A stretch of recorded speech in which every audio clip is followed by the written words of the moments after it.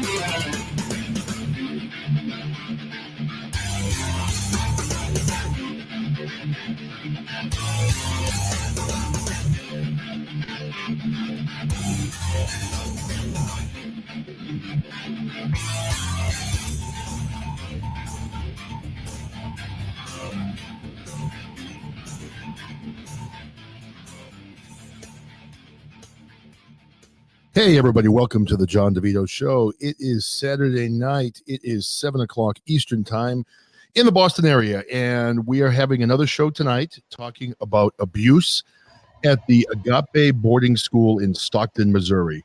As many of you know, I've had numerous shows now on this particular school. It's based in Stockton, Missouri, and we've had now, I believe, 16 or 17 students come forward and talk about the various forms of physical, emotional, and yes, sexual abuse that has happened at this school over the years. So, for those of you that are maybe a little bit new to the show, we're going to be having someone come on today. His name is Christopher, and we're going to go to him in a few minutes. Christopher was a student that attended Agape from 1995 through 1999. So he was there for 4 years, and we spoke on the phone a couple of days ago, and he had told me some of the stories of different things that he dealt with when he was at school there. And honestly, both of us were in tears when I was listening to these stories. The things that this gentleman told me about the things that happened to him when he was a young adult were absolutely chilling. They were horrific. They were things that no child should ever have to go through in their lives. And sadly, I have heard these stories over and over again over the last several shows that we have done about Agape. And what gets me is I know there's been a lot of press now in Missouri. I know the Kansas City Star did a big article about the school. It's been in the media, all around the Stockton area. And in addition to that, Dateline NBC got involved. They recently had a big protest at the school where students that have gone there over the years and have reported abuse all came out and, exposed the school and protested against the abuses that have been happening at that school for many, many years. The unfortunate part of this school is the school is still open. We had done some other shows on the Circle of Hope School in Missouri, which was an all-girls school that was located very close to Agape. That school has shut its doors. That school was also, we showed that there was numerous cases of sexual assault, physical assault, emotional abuse, and just all different types of abuse at that school. And the school eventually closed its doors. Now, the sad thing about Agape is, from what I can tell from their website, is they have somewhere in the vicinity of 135 to 150 students attending that school today. And the parents don't understand what is actually happening at this school, because really the administration at the school plays a shell game. They are very persuasive. They convince parents that this is the right place for their troubled kids to go to. And if you look at their website, you can Google the Agape Boarding School in Stockton, Missouri. It's a great looking website. I mean, it shows, they have football teams, they have cheerleaders, they have golf tournaments, they've got all these, activities. And, they talk about how, they put children on the right path. But over and over again, I've heard about just systematic abuse, the school lying over the years about having actual diplomas. You have students that get out of school and realize that their high school diploma wasn't accredited and they have to go out and get a GED after the fact. And the things that have happened in this school, like, one of the things I've talked about is the well-known Jurassic elbow.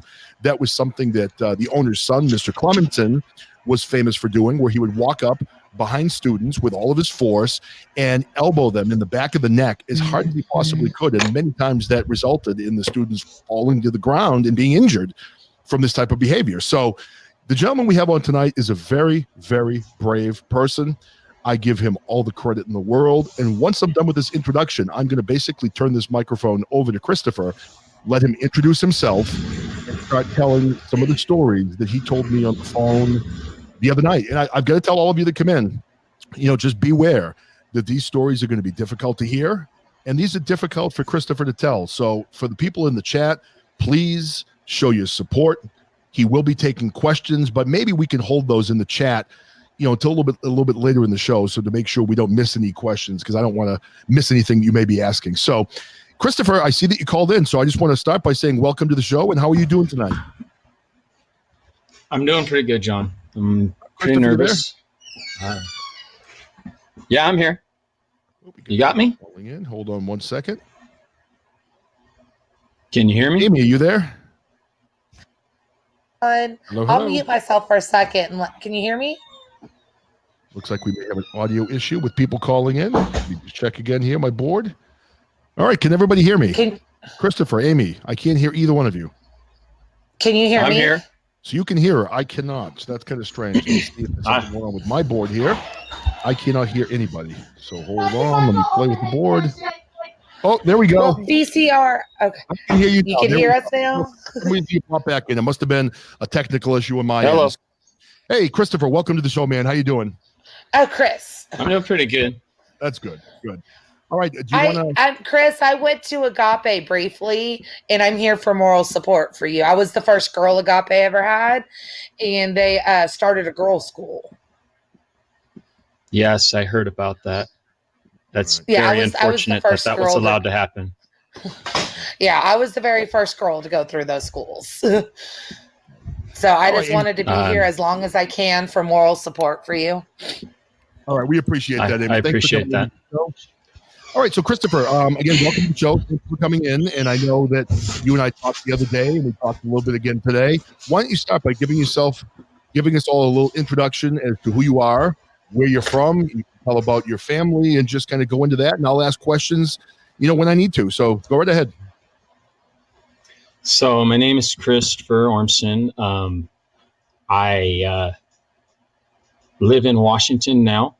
I'm married. I have two beautiful boys. Ranger, who's 2.5, and Smokey, who's 7 months. And ever since I've had children, I can't get Agape off my mind. Because by the time you listen to what I'm about to say, you're going to realize real quick it's not love. And to do the things that they do to the children there, and to back that up with "I love you," that's not love. And it's got to stop, And it didn't really hit me hard. I've always thought about Agape. I've always been Googling Agape. It's always been on my mind. But until I actually had children of my own and knew what it took to be a parent and knew what unconditional love meant, that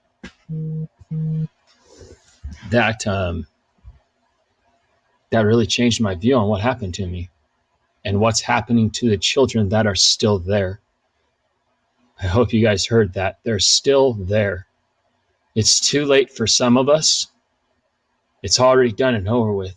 But the children that are there can still be saved if we stand up and speak out and show that we have a voice and that we're not scared anymore.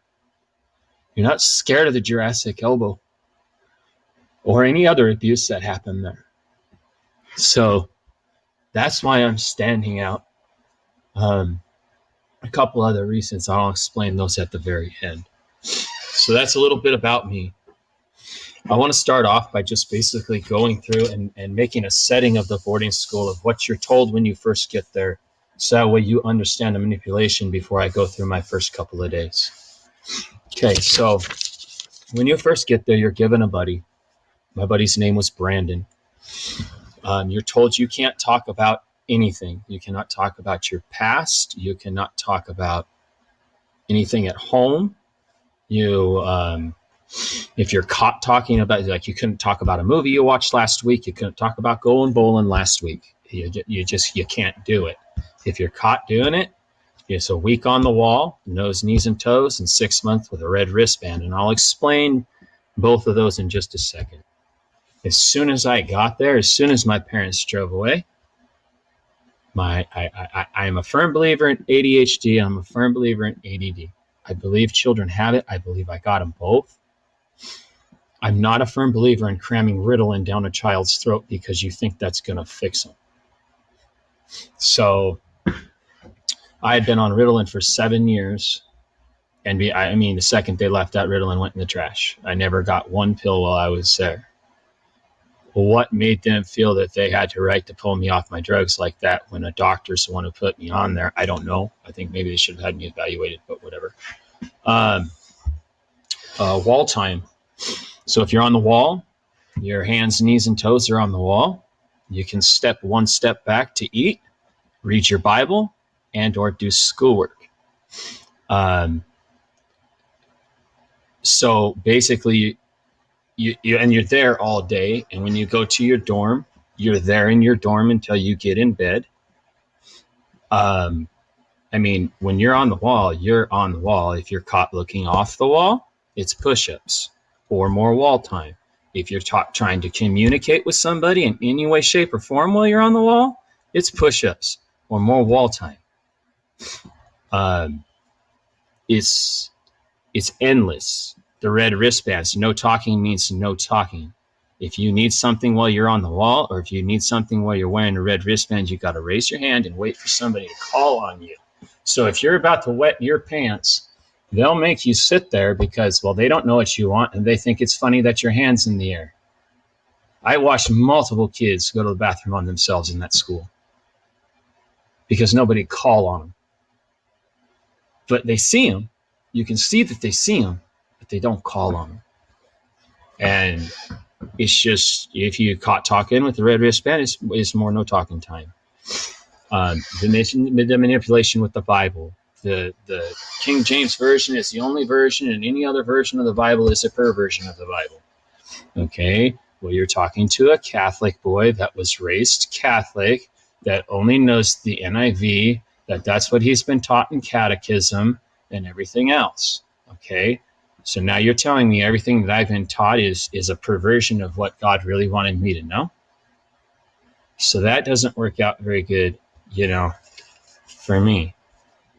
We had a kid that come there. I can't remember his name. I can describe him. He is probably, 5'10", and is a little kind of on the chubby side, red hair, freckles, play the guitar like crazy. He always snuck in a little rock and roll underneath there. That was their thing. No rock and roll, no country, no nothing. Bible hymnals only. And they expected you to live by that when you went home on a visit too.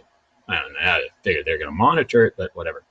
Anyhow, this kid came in. He was a full-blown atheist. I mean, there was no convincing him of getting saved. There was no convincing him of it. They had him on a red wristband the entire time he was in that school in order to silence him from talking to the other boys about atheism and all of that. And I talked to him one day and I cracked him a joke, and he thought it was funny, but I got in trouble for cracking him the joke. And it was a stupid joke.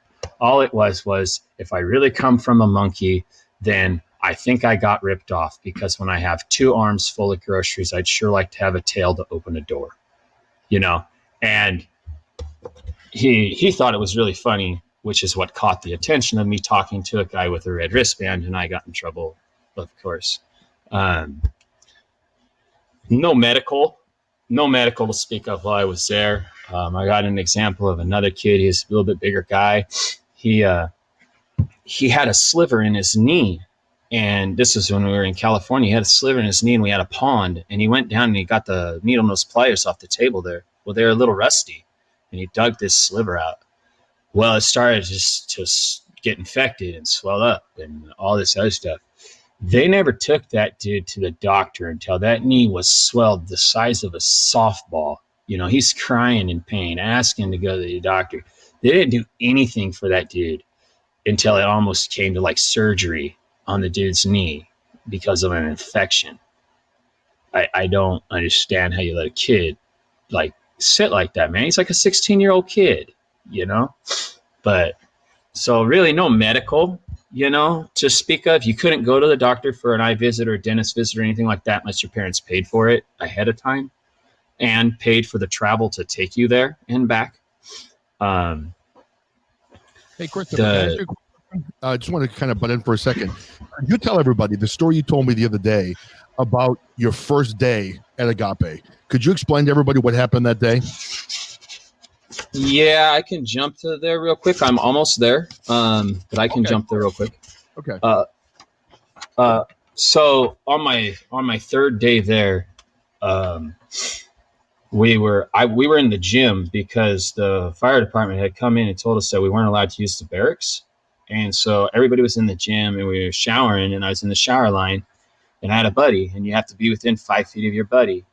And I dropped my towel on the ground, and someone kicked my towel. Well, I'd only been there like 3 days, so I'm not used to being attached to somebody. So I jump out of line real quick because, a towel will slide on a gym floor.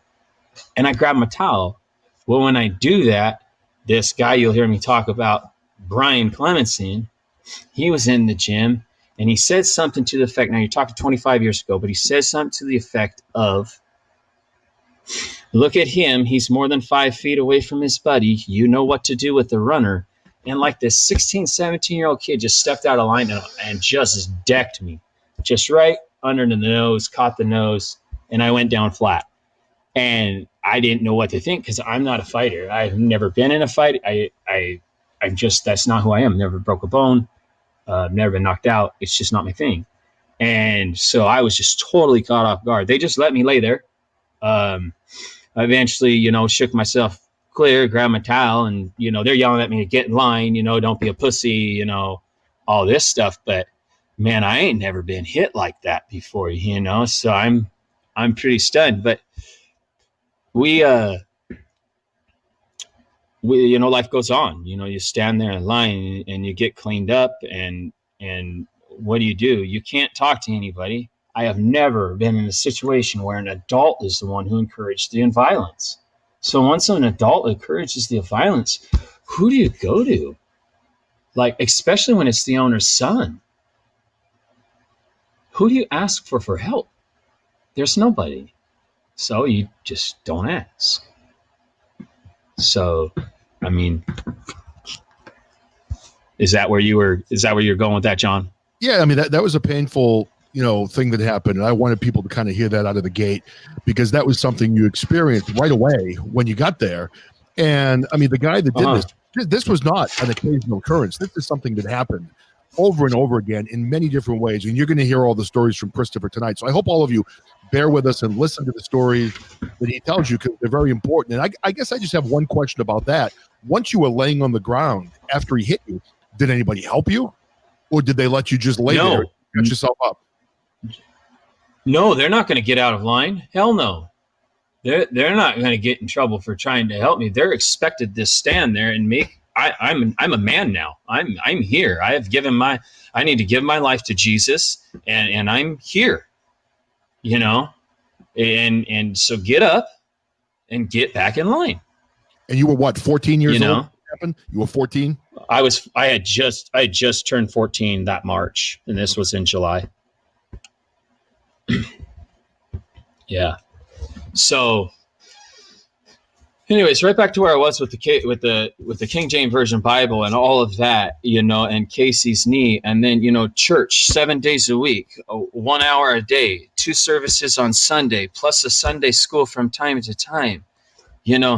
It's just the brainwashing. It's the multiple of breaking you down and brainwashing you, and, get right with God, come down at the end of the service and pray with a staff member and give your life to the Lord. And I've never heard that stuff before, I'm a Catholic kid in a church with a man getting up saying, Catholics, a man that wants to be called father yet wears a dress and has no children. What does that do to a kid that's been raised Catholic all of his life? it instantly turns them into a person who doesn't know what the hell to believe. So there's just all the brainwashing. Boys stuck in bathrobes for months on end with no shoes because they feel like they're runners. Being forced to memorize 5 Bible verses a week. And if you can't do it, then, you're going to stand on the wall. Well, when I got there, I was reading at an elementary school level, and you're asking me to read a Bible, and just about every verse in the Bible now has a word that I can't pronounce, and you're telling me to memorize it and say it correctly? I can't do that. But I can't do that isn't an answer, because next week is coming, and then you're going to be expected to do 10 because you didn't do the week before.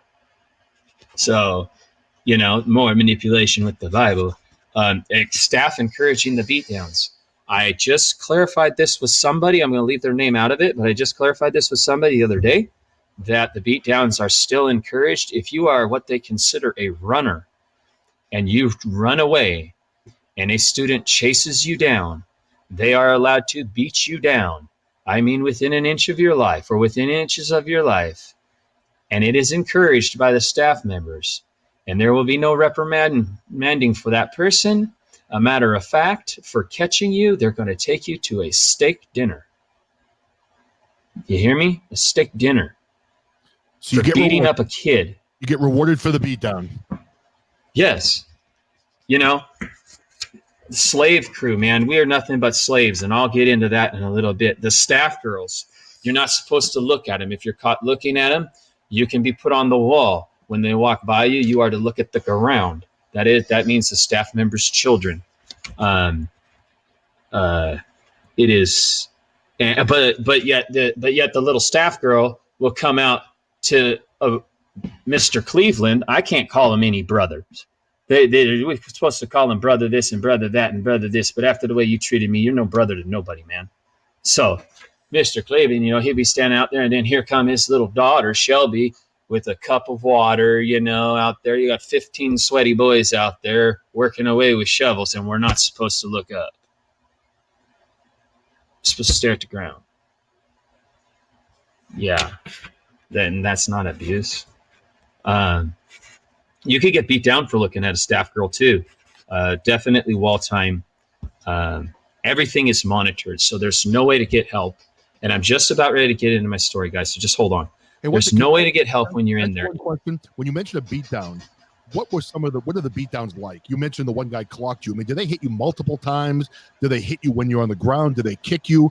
What is a beatdown like at Agape? For me, it was just one hit, thank God. But I have seen them where a student will just climb on top of somebody and just keep going until the staff member who told them to do it tells them to stop. Yeah. Wow. So I've seen kids bloodied, and I've seen Brian Clemenson.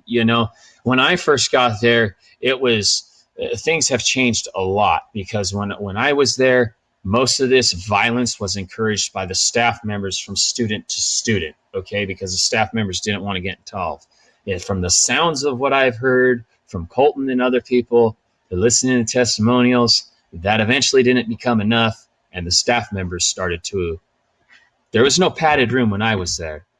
There was no restraint room when I was there.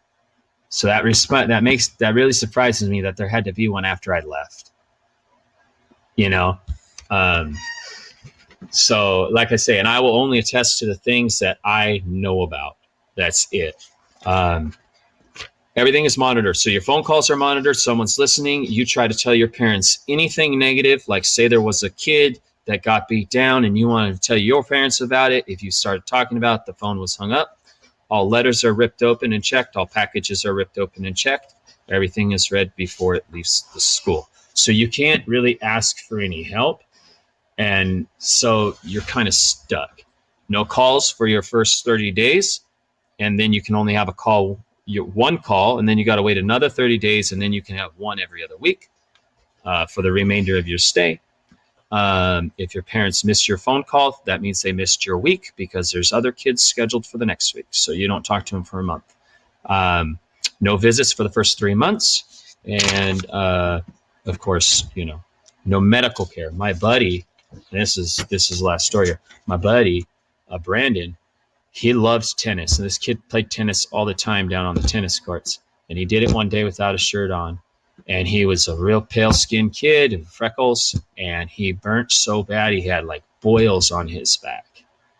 And they were bleeding. They were pussing. And he got nothing. And he didn't get no aloe vera lotion. He didn't get nothing until his parents sent him something. That kid needed medical attention. His back was freaking blistered. I mean, I've seen sunburns, but whoa. That was a sunburn. So I talked to you about being beat up in the gym. So we'll just keep on going from there. 2 to 3 weeks in, they asked for some volunteers. And my buddy raised his hand to volunteer. And in Othello, I'm going to keep this in a timeline. So we're going to go from Othello to California to Stockton, Missouri, so we don't get confused. And so in Othello, they have what's like some military housing across the street from the base. And so they asked for some volunteers. We end up over at the military housing. These are rentals. So it's time to clean out a rental. And they start taking the side off this house. And I'm like, oh, no, I ain't going underneath there. I've been under my parents' house. There's black widows. That's not happening. Well, yeah, you are. They gave us black trash sacks, no gloves, no suits, no masks, and sent us under this house that a family had been living in for at least a couple of years. And they had at least 2 kids that were under 5 years old. And they had drilled holes in the floor, and they were sticking their diapers through the holes in the floor. And they were sending us in to remove that stinky mess with nothing. So, I understand helping somebody out, and I understand bending over backwards to get stuff done. But that, to me, is a form of abuse in its finest. And so, I wanted to make sure that I brought that story up. First time I got the Jurassic elbow was in Othello, Washington. It was right in front of the dining hall next to the ping pong table. I had used the word damn. I had been there for less than a month. I had used the word damn. And Brother Brian was behind me. I got an elbow in the back. I already had my hand in the door. So when my head hit the door, my hand slammed in the door. Domino effect. One thing after another, what do you do? And then 2 days later, a damn bee stung me in the head. So there's the funny part of it, yeah? And I had one hell of a headache. So, yeah, that was the first time I received the Jurassic elbow. Basically what it is he just gets his elbow, bends his arm over, gets his elbow nice and pointy, and he just jams it into your back, and he just keeps the pressure there, and he might roll it around a little bit until either you tell him what he wants to hear, or you say mercy, or whatever it is that needs to go on before he'll let you up there. But he's the founder of the Jurassic elbow. Look it up on Google. Agape Boarding School, Jurassic elbow. It's a good look. I've actually Googled that. It's there. You can, and people talk about it. So I'm sorry, guys. If you're asking me questions, I am not ignoring you in any way, shape, or form. My phone keeps going blank because I'm looking at my notes, not my phone. Oh, John's going to make sure that he keeps track of the questions, and we will get them answered. Yeah, just so you know, Chris, I asked everyone to hold the questions till the end, and I am monitoring the chat, and there haven't been any questions yet. So we'll ask for everybody to ask those once you're done telling your story. Okay, so go ahead. This next story I'm going to tell you is the last one I have for Othello, and then we're going to move to Creston, California. If you have any children in the room under 14 years of age, as a parent, I would remove them, but the discretion is yours. I was there, so it was after the house cleaning, but before we went to California. So I don't know. That's the best I could get it in the time frame. So there's a couple weeks there. I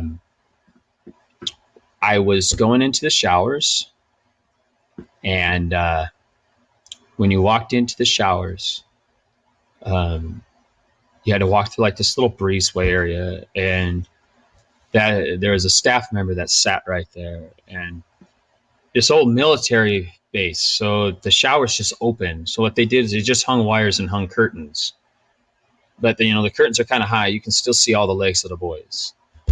And I know he could see my legs, and I know he could see the legs of the guy next to me. But I was at that time, I'm 14, man. I'm a shy kid, So I picked the shower stall at the end. So I've got a tile wall next to me and a shower curtain only on one side. Well, I'm facing the opposite way thinking, if somebody peeks in, they won't see me.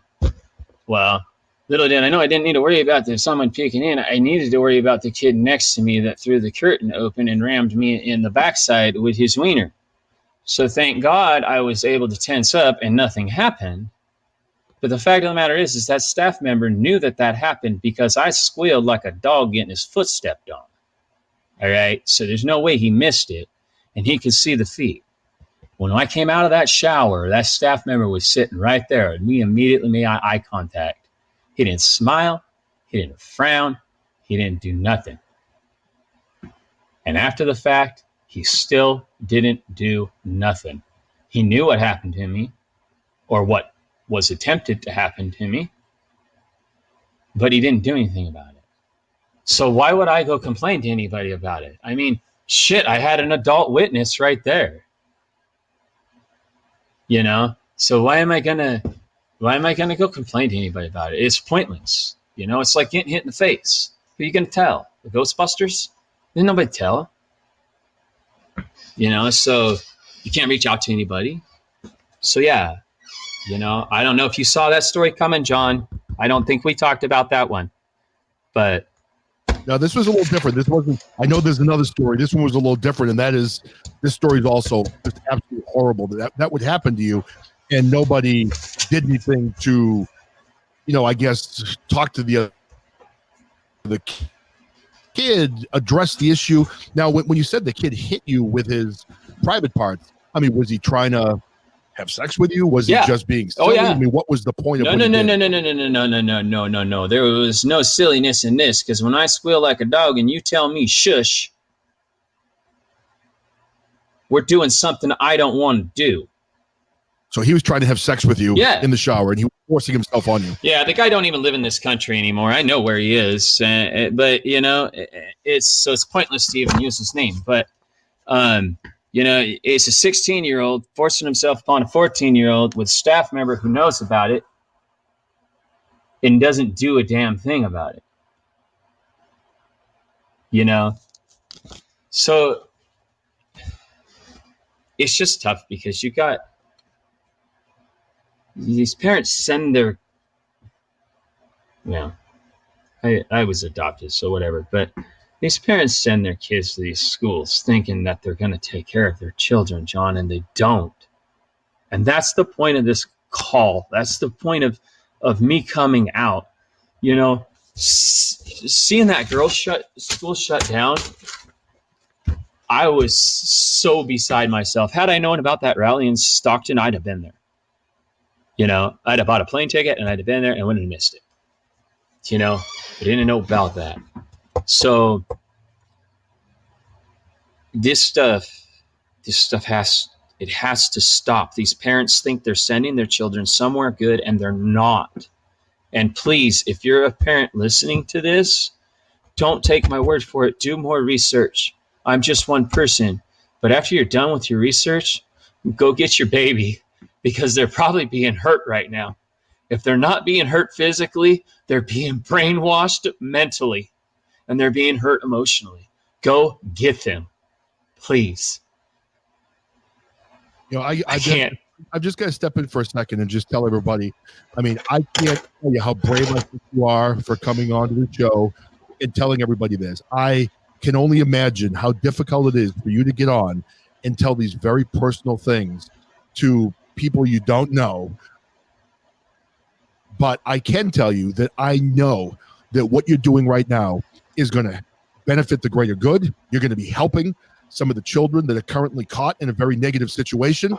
You are helping other people that attended this school and many other schools across the country that are doing the same thing to understand that they are not alone. So what you're doing today has value, and what happened to you at this school was not right. It should have never happened, and none of this stuff was your fault. This was a group of bad people, a group of evil people that took advantage of children for money, and it wasn't right. So I imagine that you and I talk quite a bit. I know you're a family man, and you worry about what type of dad you're going to be, because, everyone worries about that. I worry about that as a father. I'm a father of 4, and, I tell good stories about my children. But again, there are a lot of days where I'm not a good father. So every father worries about being a good dad. Every mother worries about being a good mother. But I can tell that you have kindness in your heart, and you're a person that's going to do the right thing by your family. And right now you're doing the right thing by so many children that can't protect themselves. So in my book, you're a hero. So I appreciate the fact that you're here and you're telling your story. And I know that everybody in here feels the same way about you right now. So I want to thank you that, I'm honored that you came on my show to tell your story. So you have as much time as you need. I know you've got several more stories to tell, and some of them are very painful. If you need a break, just let me know. And we're just going to give you the microphone and let you go. Okay. Yeah, I'm going to respond to a couple comments right here real quick. Aimee, yes, I would love to connect with you outside of here. That would be wonderful. The more support we have, the more people we have to talk to, the better off we are. So, absolutely. And thank you for the love, people. I appreciate that. Let's just keep going here. So now we're ready to move to Creston, California, because we're being thrown out of Franklin County. We're not leaving on our own will. We're being told that we're leaving. Building codes, stories about how they were using this private facility more than the state facilities, and they don't like that. All sorts of stories going on as to why the school actually had to leave. They had up almost 150 boys before they moved. They started sending those boys home. And there's about 30 to 40 of us that actually made the move to Creston, California. We made the move in 15 passenger vans. They were packed full of kids and gear. You were allowed a pillow and a blanket in the van. And any belongings that you had, they gave us 2 totes. And you had to fit everything you owned in those 2 totes in Othello, because whatever didn't go in those 2 totes stayed behind, because that's all the room that they had to move. So everything was packed in 2 totes. And then, of course, we were shoved into the vans. Well over capacity. I mean, we weren't in seatbelts or anything like that down in California, not in those vans. There were kids underneath the seats, some because they were small and forced to be underneath the seats, others because they were trying to get comfortable and were tired of sitting in a seat. Yeah, kids riding under seats. It was pretty bad. I got really, really, really sick on that ride. Motion sickness, to the point that I actually, I've never been knocked out. I've passed out. I don't know if that's the same thing. Somebody gonna have to tell me. I'm not sure. Anyways, I had passed out in front of one of the vehicles there at a gas station because I was dry heaving from the motion sickness. And basically, as I've got one hand on the bumper and one hand on the knee, one knee on the ground, trying to get back up, I'm told, get back up and get in the car. You're just putting on a show. You're being a pussy. Yeah, I'm just putting on a show, because hitting the asphalt was what I had planned when I got out of that car, because it happened like right after I stood up out of the car. I mean, I didn't make it all the way to the front of the car before I was on the ground in front of the car. So it's not very far. Let's see here. Leaving behind him. So when we got down to Creston, man, it was less than I don't know, livable. We got down there. It's basically like a summer camp of some sort. There was a pond. There's some bunk houses. The showers were not part of the rooms, and the bathrooms were not part of the rooms. You had to walk to those, which was really inconvenient, because you know what? If your kid had to wake up in the middle of the night to go to the bathroom, there's only one staff member in that room, and there's 6 to 8 kids in that room. So guess what? Because they got to leave the room, every kid in that room has to wake up in single file, walk to the bathroom for one boy to go pee. So you think that kid got beat up the next day? Yeah, he did.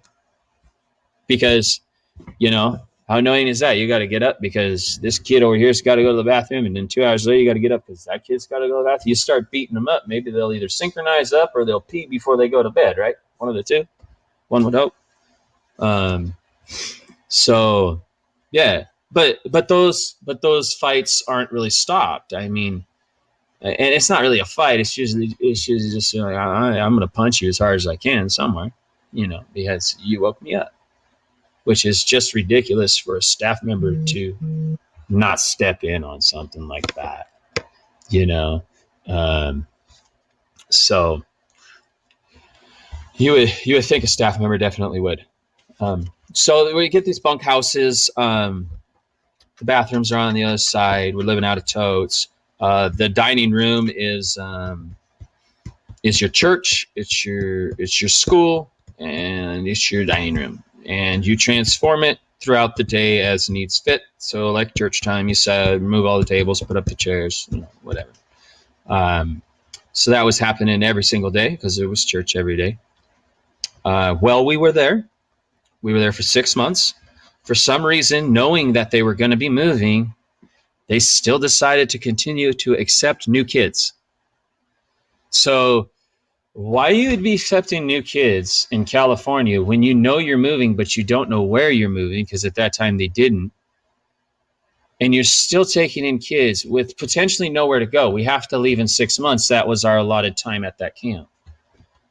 You know, and I think the only reason why we were allowed to be there is because we were there through the winter months.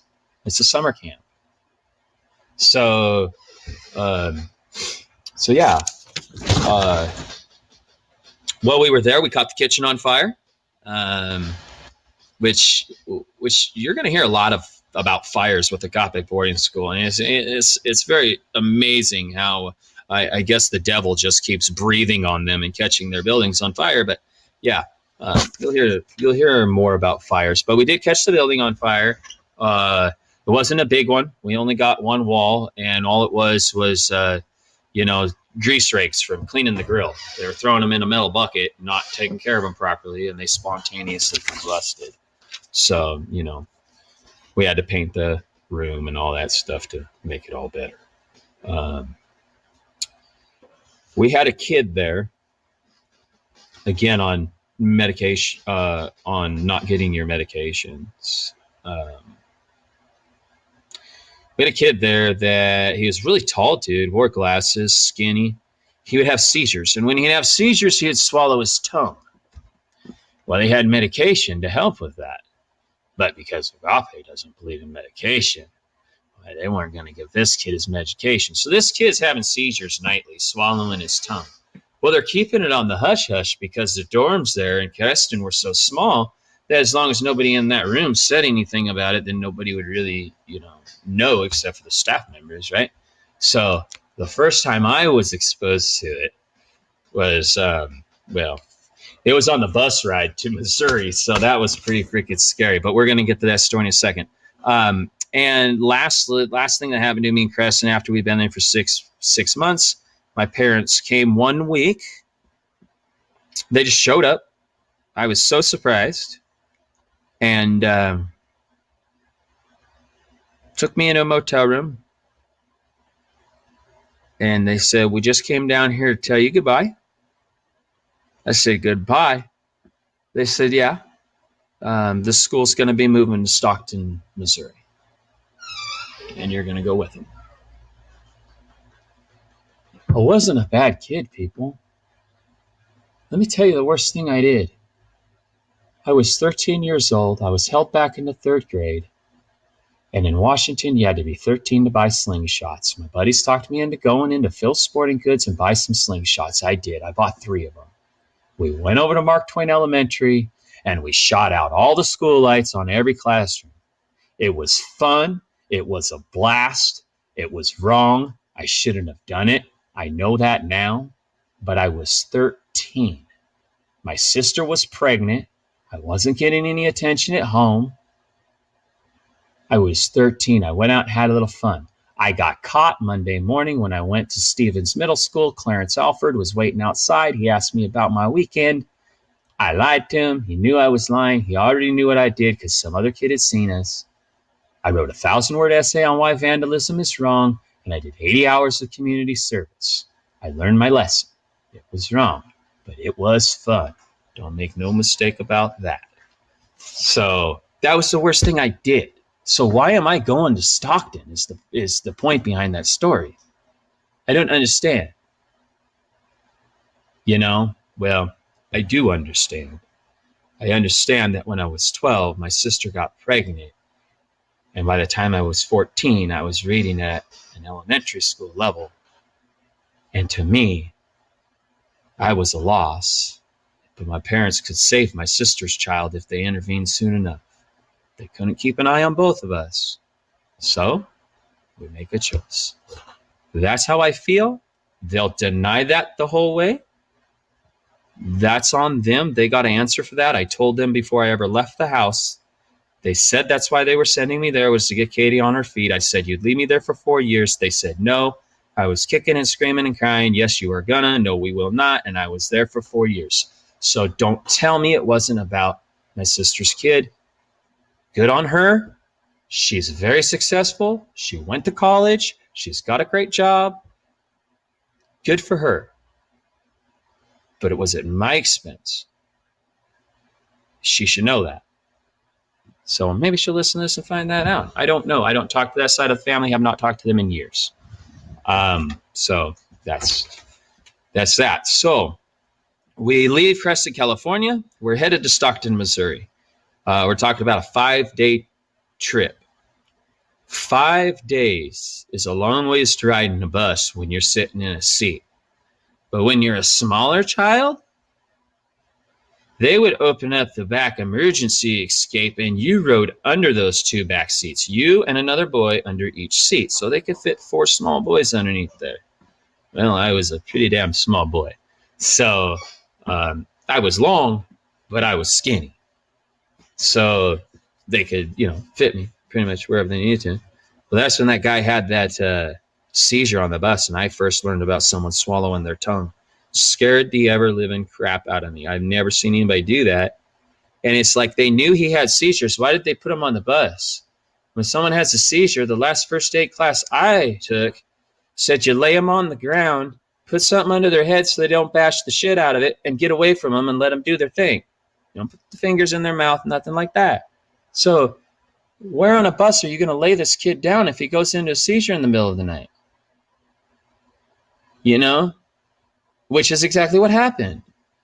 We were in Stockton for a while before they put that kid back on his medication. But because they thought he was just playing games,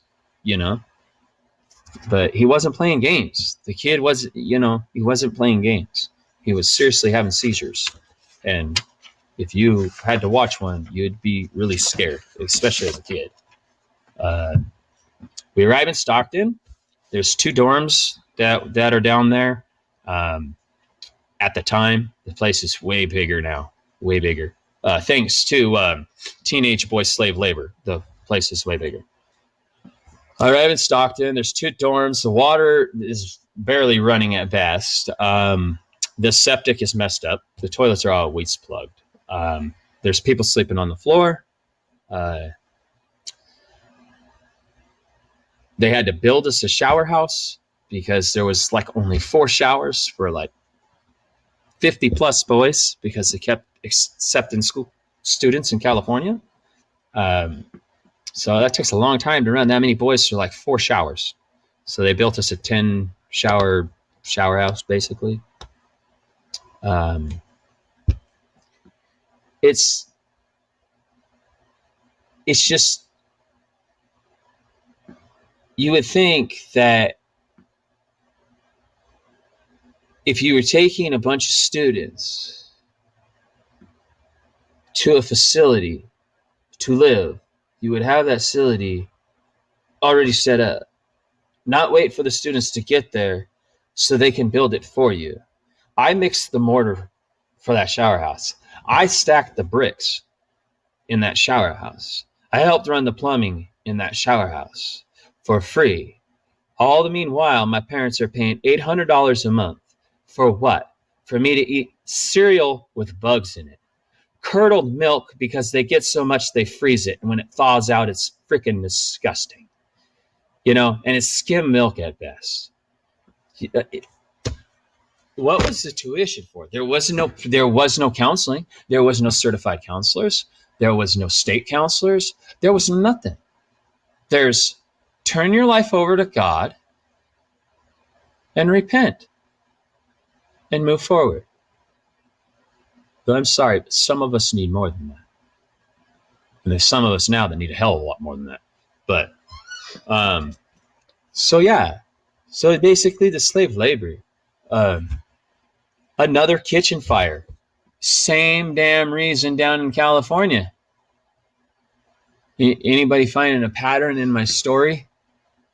The same thing. Didn't do any damage to the building. Other than that, we had to repaint the whole damn thing and scrub it down. But how long does fire follow you? There's more fires to come. Stay tuned. The storm cellar was pretty much non-existent. Here we are in Tornado Alley with a storm cellar that'll fit 25 people at best. We've got at least 50 boys. We've got all the staff families there and their kids. And we got a storm cellar that'll fit like 25 boys. And to top it off, the storm cellar's full of shelves and canned goods. So the only people going down there are the staff. It ain't going to be no kids. We went down there one time. One time in the entire time I was there, we went down there. And I actually had to come back out because I needed to get someone else down there. So, because ladies first. So, there you had it. That's the only time that storm cellar was used to my knowledge. Now, today, after as many tornadoes have gone through there and how long they've been there, they may have a state-of-the-art storm cellar by now. I got no idea. I can't attest to that. I would sure hope that they do. So, the food that had the bugs in it, and the schooling. The schooling is, at least when I was there, I hope they have new regulations now, but the schooling, John, they go off this curriculum, I believe it's called ACE, and you fill out these things and they're called PACEs. And, there's instruction in all these PACEs on how to do the work in the PACEs, but when you're a kid that doesn't read very well to begin with, and even till this day, I don't read books because I don't comprehend. If I was to pick a book up right now and read 3 chapters, when I picked it back up tomorrow at this time, I'd have no idea what's in those 3 chapters. That's why I do really good in a shop with manuals, because I'm doing what they say as they tell me to do it. I'm the same way. Very similar. So, very similar. Schooling never worked for me to begin with. And then to just give me this schooling curriculum that I'm supposed to pretty much figure out for myself. And so schooling, yes. Teaching, no. There's no teaching until you get up to algebra and above that. And then there's just help classes that's taught by a random staff member. No certified teacher there while I was there. None. So just let that be known. But told that your diploma is a legit diploma. And I'll get to that down at the end here. So if you didn't do your schoolwork, you didn't do anything else, unless it was either schoolwork or work crew. And what I mean by anything else is when school is out, you're still sitting there doing schoolwork. You're sitting there doing schoolwork till dinner. You're sitting there doing schoolwork after dinner till church. And then you go down to the room. And if they're going to watch a movie or something like that, you're going to sit and do schoolwork on your bed while they watch a movie. You sit and do schoolwork. If you ask for help, 9 times out of 10, you get told, well, the instructions are right there. Go sit down and figure it out. Well, look, jackass, if I could sit down and figure it out, I wouldn't be standing over here asking you.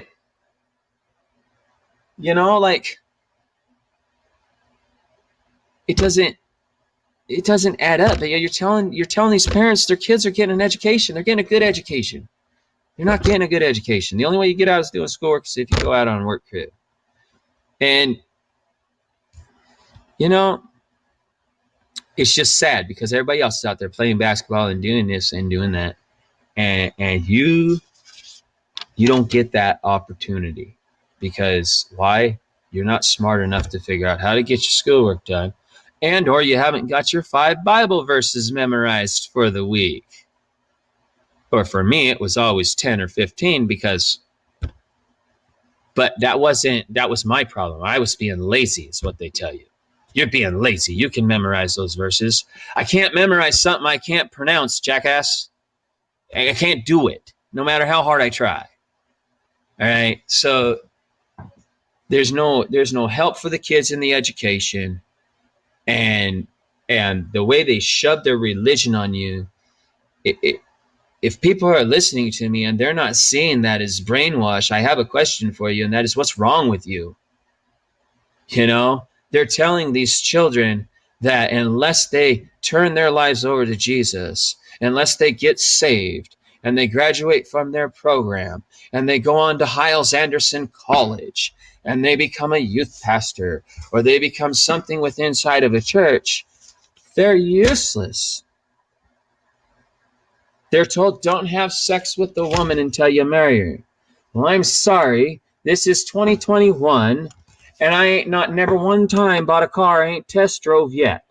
So, with that being said, I highly doubt people today marry before having sex. It might still happen, but it's very rare. But this is expected out of you. This is expected when you go home on a visit. This is expected that if you have a sister and you are home on a visit, she will wear a long dress the entire time you are home. She will wear a shirt that has sleeves. If they come visit you, she will address the same way, or she will not be welcome on the property. So you don't get to visit your sister. Then the school caught on fire. And I mean, it was a big fire. It was a graduation. Man, I wish I could remember the year. But it was the first big fire that they had. And I mean, this fire wiped us out. It wiped out the school. It wiped out the chapel. It wiped out the offices. It wiped out the dining hall. I mean, this thing, and it was right around graduation time. And I mean, this school just went up in freaking blazes. Well, here we are now. We're eating out on a basketball court outside on asphalt using paper plates and plastic spoons and forks and knives. We now have school outside, all on the same basketball court, transforming it all again. We now have our church services outside. And work, let the slave labor kick in, because those boys, me and the rest of them, are what rebuilt every one of those buildings. Every one of them. The school, the chapel, the office, and the dining hall. Those walls that went up were erected by us. Yes, we had to have staff members to help us stand them, but they were built by us. The holes drilled in the studs for the wiring, and the wiring was ran by us. It was checked and approved, but it was ran by us. The plumbing ran by us. The sheetrock ran by us. The concrete laid by us. Free slave labor while your parents pay tuition. Please, I'll say it again. If you're listening to me, do more research. Don't take my word for it solely. And when you're done, go get your kid.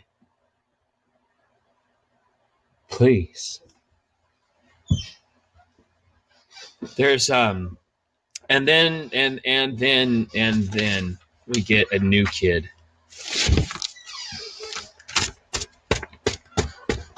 This would be probably the saddest part I'm going to have to tell. We get a new kid. He's 7 years old, people. We take in a 7-year-old to live with kids twice his age. Yeah, you heard me. Something happened to his parents. I don't know what happened to his parents. I believe they either passed away or they went in prison. Anyhow, I don't know for sure. But I know the kid went to the grandparents or an uncle or something, and they were rich. Man, they were loaded. And this kid coming in this school, kind of like that little kid on Home Alone, all dressed up and spruce and snazzy. He come in that school. He's 7 years old. They don't want to deal with him, so they drop him at the school. A 7-year-old. Well, just like every other kid, they give him a buddy. Well, that doesn't work out so well, obviously, right away. They try having him live in the married housing for about a day and realize that wasn't going to work. So they put him down in the dorm with the rest of us kids that were the younger and or looked like younger kids. I mean, hell, I was 18 years old, still looked like I was 11 if I shaved my face. So, I mean, whatever. But yeah, so they put this kid down there, and there's a staff member down there that if you get on the Jon DiVito Show and you follow him and you get into his page there, and there's an option for you to go through there and listen to multiple other shows, basically stating the exact same stuff that I am. Mine's a little bit different. It was a different time. Like I told you how the abuse has changed over the years. It was a different time. It was a different place. And so things have changed. But you get on there and you listen to those shows and make decisions, please, for yourself on what I'm saying. Don't just take my word for it. But you'll hear on some of those shows about some staff members getting a little bit too close to some of the students, or what would appear to be a little bit too close. There's no actual evidence of that I don't know of, other than about what I'm going to tell you. But all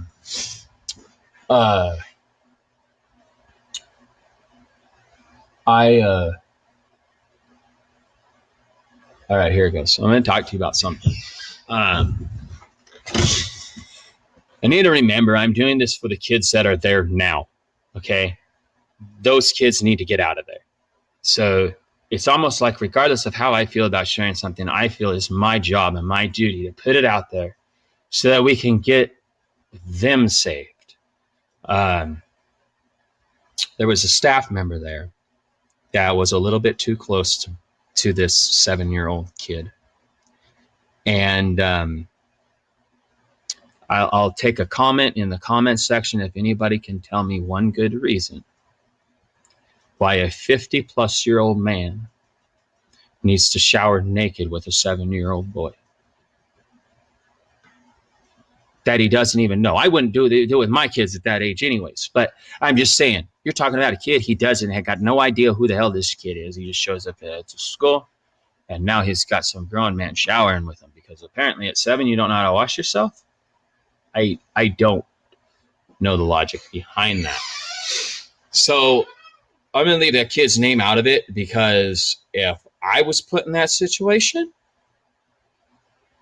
I don't know that I'd be able to relive it, regardless of who needed to hear the story. So that kid suffered a lot of abuse. And some people will know who this kid is because they'll remember. And I know that his name has been used within the Jon DiVito Show on a different cast, but that's not my place. So you can do your research and figure out what you need to figure out. Sleeping, he slept in a bunk, right next to this staff member. This staff member had his wing over this boy 24/7. He pretty much didn't have a buddy anymore. He just followed this staff member around and did whatever was going on here. So that's,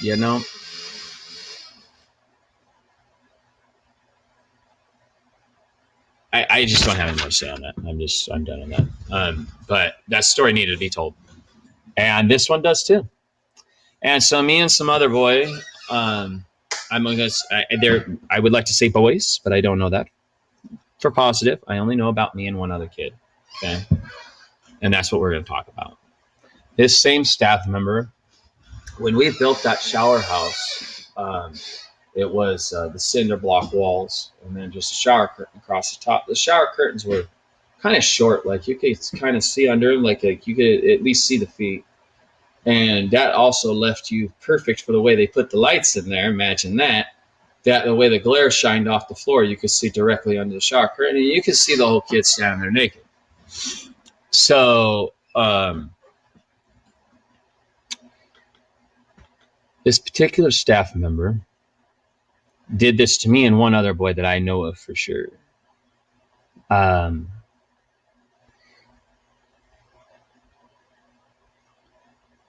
I, like every other 14-year-old boy, was a chronic masturbator. Come on. What 14-year-old boy isn't, other than Mormons, and they're just lying to their mommy. But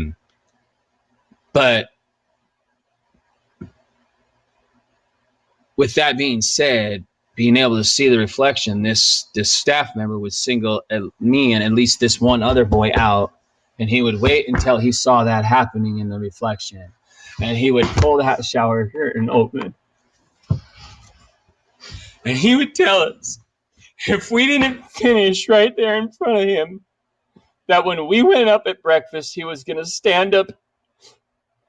He was going to stand up and tell everybody what we did. And the problem with that is as soon as Brother Burton gets the word of that, or Brian gets the word of that, your ass is pummeled. You are done. You're going to be on no talking. You're going to be in a robe. You're not going to have any shoes. You're not going to be able to accept phone calls because they take those away from you too. Withhold your letters if you got any, which I did not, but if you did, you know, there are kids that got letters every day. Thank you, shit. Thank you, Washington State adoption system. Fucking wonderful. Anyways, and that's what he would do. Okay? And so what do you do? Do you want your ass kicked or not? He's got you by your balls here. I told you might want to have your kids leave the room, people. He's got you. So you finish. You let him watch. Did he ever touch me? No, he never touched me. But that's a form of sexual abuse in its finest, people. Forcing somebody to masturbate in front of you is sexual abuse. Any way you want to split it. And especially when it's a helpless minor. Can you guess how many Finish times? or else. How many times did he have you do that in front of him? Was it just once, or did it happen over and over again? I couldn't even begin to tell you the amount of times. So numerous times. I used that particular shower house for at least a year and a half while I was there in Stockton. So it went on at least that long until they put in the other dorm, and the other dorm was laid out, and that just couldn't happen.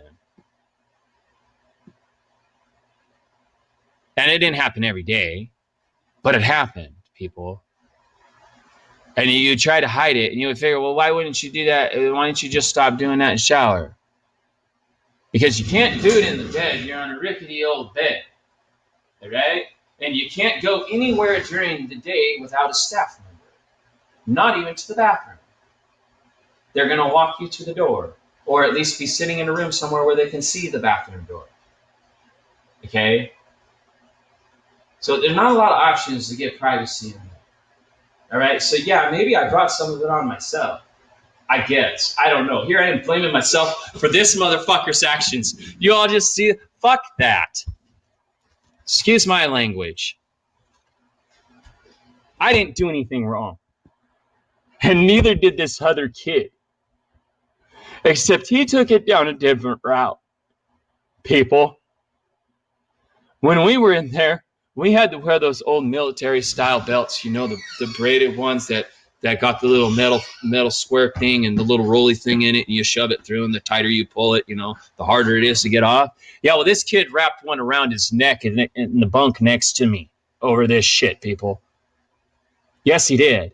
And he pulled that thing so tight, it took 2 kids to get that belt off of his neck. And the only reason why we knew it was around his neck was because he started choking. He had his covers over his head. He was on a top bunk, but he started choking, and that caught our attention. And he was quickly thrown on the ground.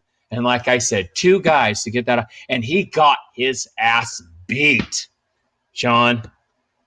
He got his ass whooped over that by staff members. That was like when the staff abuse just started happening. Like I said, there was still a lot of most of the abuse was encouraged by the staff by using a bigger student or using a student that was very intimidating, but they knew wouldn't get violent, but would be more than happy to get in your face and make you feel as small as an ant. Yeah, that was their tactics. You know, those are the types of things that they did to get their way. I've heard these other boys' horror stories. You know, I experienced the Jurassic elbow. I never experienced getting hit in the face by a staff member.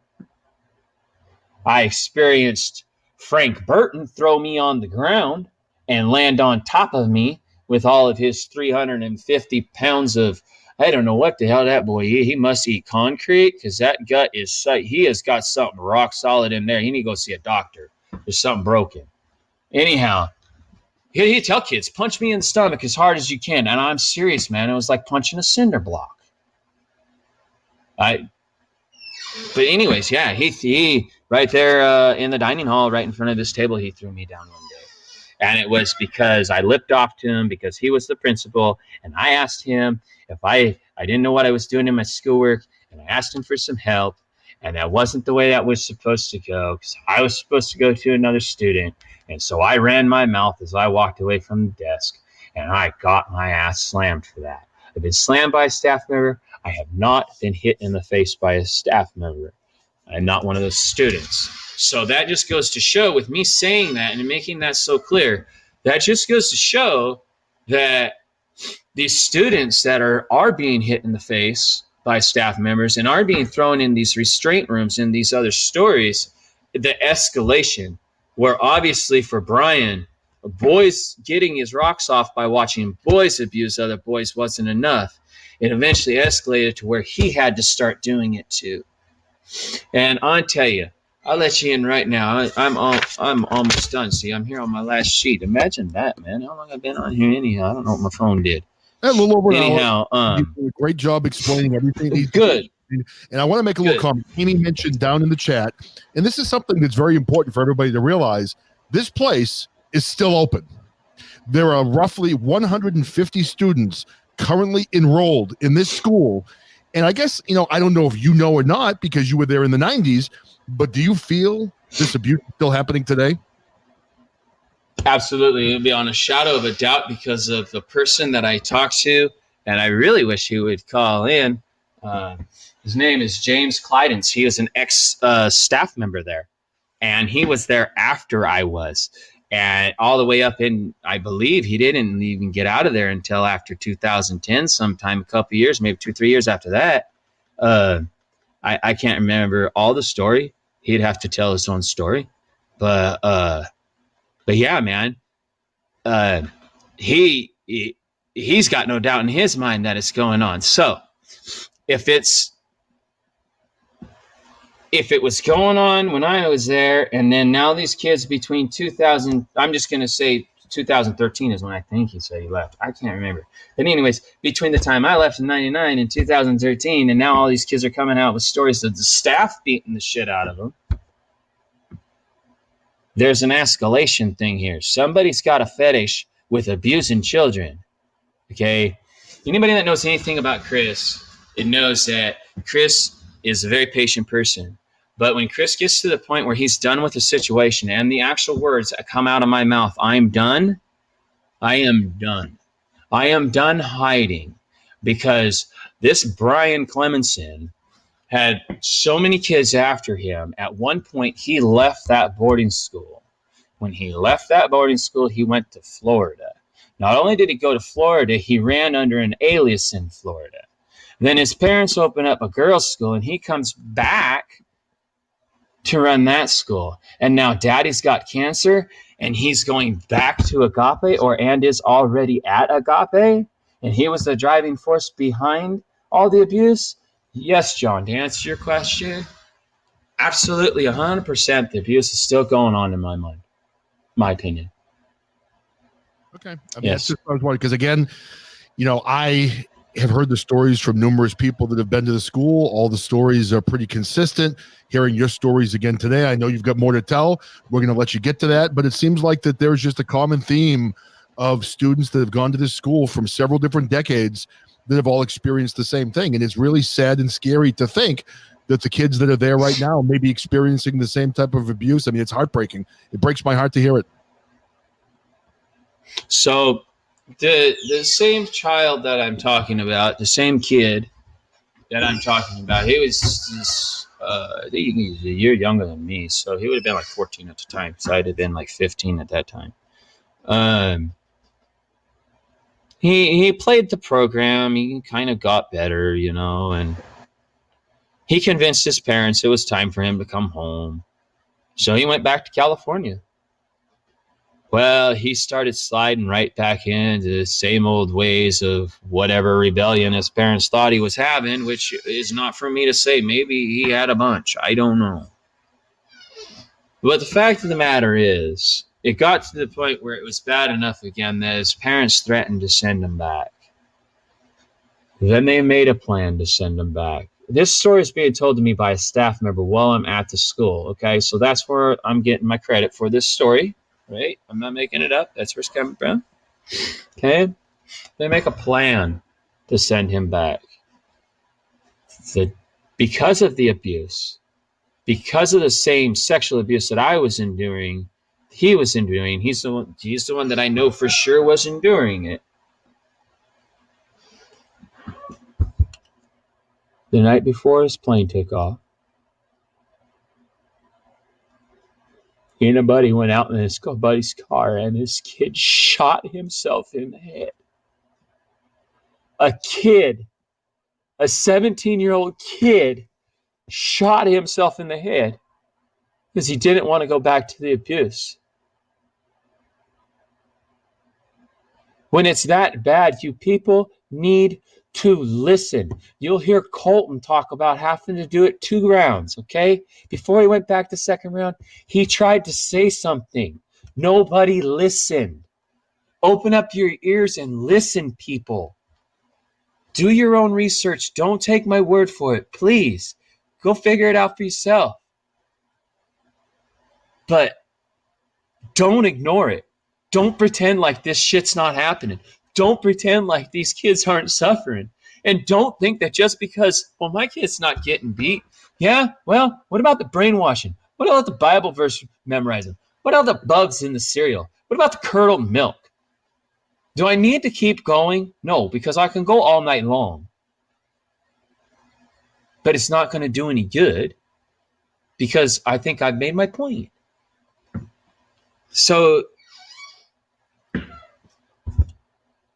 I feel like here I'm kind of at the end of my thing here. Gabe. No, I got to tell you, man, you, like I said earlier, and I mean this with every ounce of me, that you are a very brave man for coming on this. I have no doubt, like I said when I talked to you earlier, you're a good man, and you are extremely brave for coming out and telling your story. The things that you said tonight and the stories that you told people are not easy for anybody to talk about. And then to get onto a podcast with, someone you really don't know, being me, and a bunch of people listening, to tell this story or these stories is very difficult. I mean, you endured physical abuse, emotional abuse, and sexual abuse. Nobody deserves that. Nobody should have to live through that. And the thought that, again, you're now 17 people maybe that have come on my show and have told the same stories. To me, the thought that this school is abusing children breaks my heart. I mean, as I said before, I've never been there. I don't know anybody involved at that school. I don't know anybody that works at that school. All I can go by are the stories that people have told me. And when I, again, you could maybe discount 1 story, 2 stories, 3 stories. But when you get upwards of 20 stories, and it's not just this podcast, there are other podcasts that are also reporting on this school. Dateline NBC has gotten involved, and they investigated this school. You've got newspapers all throughout the state of Missouri that are reporting on this school. So from my perspective, the only reason I am here and doing these shows is because I feel that the people like you that at one time were children that attended the school and the children of today need a voice. They need someone to tell their story. They need someone to help them. And like you're saying right now, I'm so happy that you were able to come on this show and tell people your story. So maybe somebody will hear this. How much time I got left, John? Oh, you got as much time. How much time do I got left? I know Amy has someone else who wants to talk, but you can go for as long as you want. Go ahead. If you got more stories, I just need a few more minutes here. So in closing, basically, I feel like I never got any help there. There was no counseling. There was no education really to speak of for somebody who was already behind coming into the program. I feel I probably, if I was to be honest, I have a GED, but I probably actually truly have a 7th or 8th grade education. I left on my 18th birthday. As I was walking down the gravel road, I had packed everything I had in my 2 guitar cases, all my clothes. I was walking down the gravel road, and here comes Jim Clemenson behind me in the pickup truck. And he says, "Where do you think you're going?" He said, "I don't know. I guess to the nearest town, the local Walmart, get a job so I can buy a bus ticket and, head to Seattle." And he basically said, "Well, how about this? I don't really want you running around in the town down here. So how about I just buy you a bus ticket to wherever you want to go, and we'll get you on your way." So even right up to the time that I'm standing on your gravel road, you're not going to offer me any help. You're just going to get rid of me, which is exactly what they did. They bought me a bus ticket to Seattle because my parents told me, if you don't have an education, you don't come back to the Tri-Cities. Well, I guess I'm going to Seattle. My plan was to be homeless in Seattle because I figured if I was going to be homeless in Washington, Seattle was probably the best place because that's where the most people's is. So that's where I was headed. Well, my dad intervened. He caught me in Spokane on the Greyhound stop there in Spokane, which is 2 hours away from my house. And basically he told me, first thing out of his mouth was, "If I had seen you 3 days ago, I would have beat you with a baseball bat for leaving that boarding school." And that's your dad. But here's your op. That's my dad standing in front of the bus station there in Spokane. Yeah. But he says, "But I guess what we'll do is either you can get back on this bus and you can continue to Seattle and be homeless, but your brother's going to try to catch you in Ellensburg. I'm just going to tell you right now. Or you can come home with me right now, and I'll give you 2 weeks to get the hell out of our house." Let me tell you something, John. In a week and a half, this kid that came from basically solitary confinement, just without the walls, you're not talking to anybody outside the world, found himself a job at Albertsons throwing freight at night, and a job making pizza dough in the morning at Godfather's Pizza, and a bus ride to travel me around to my new apartment. And I did it all in a week and a half with nobody's help. My parents didn't give me a dime to get that done. They didn't cover the first or last month's rent. They didn't cover my deposit. No. You have 2 weeks to get the hell out of our house. This is an adopted family. Let me tell you something, people. I will not take a stance on abortion in any way, shape, or form, going one way or the other. That is completely a woman's thing, her choice. She needs to make it. Yes, it can be upsetting for a man, but that is her business, okay? But I need to tell you something.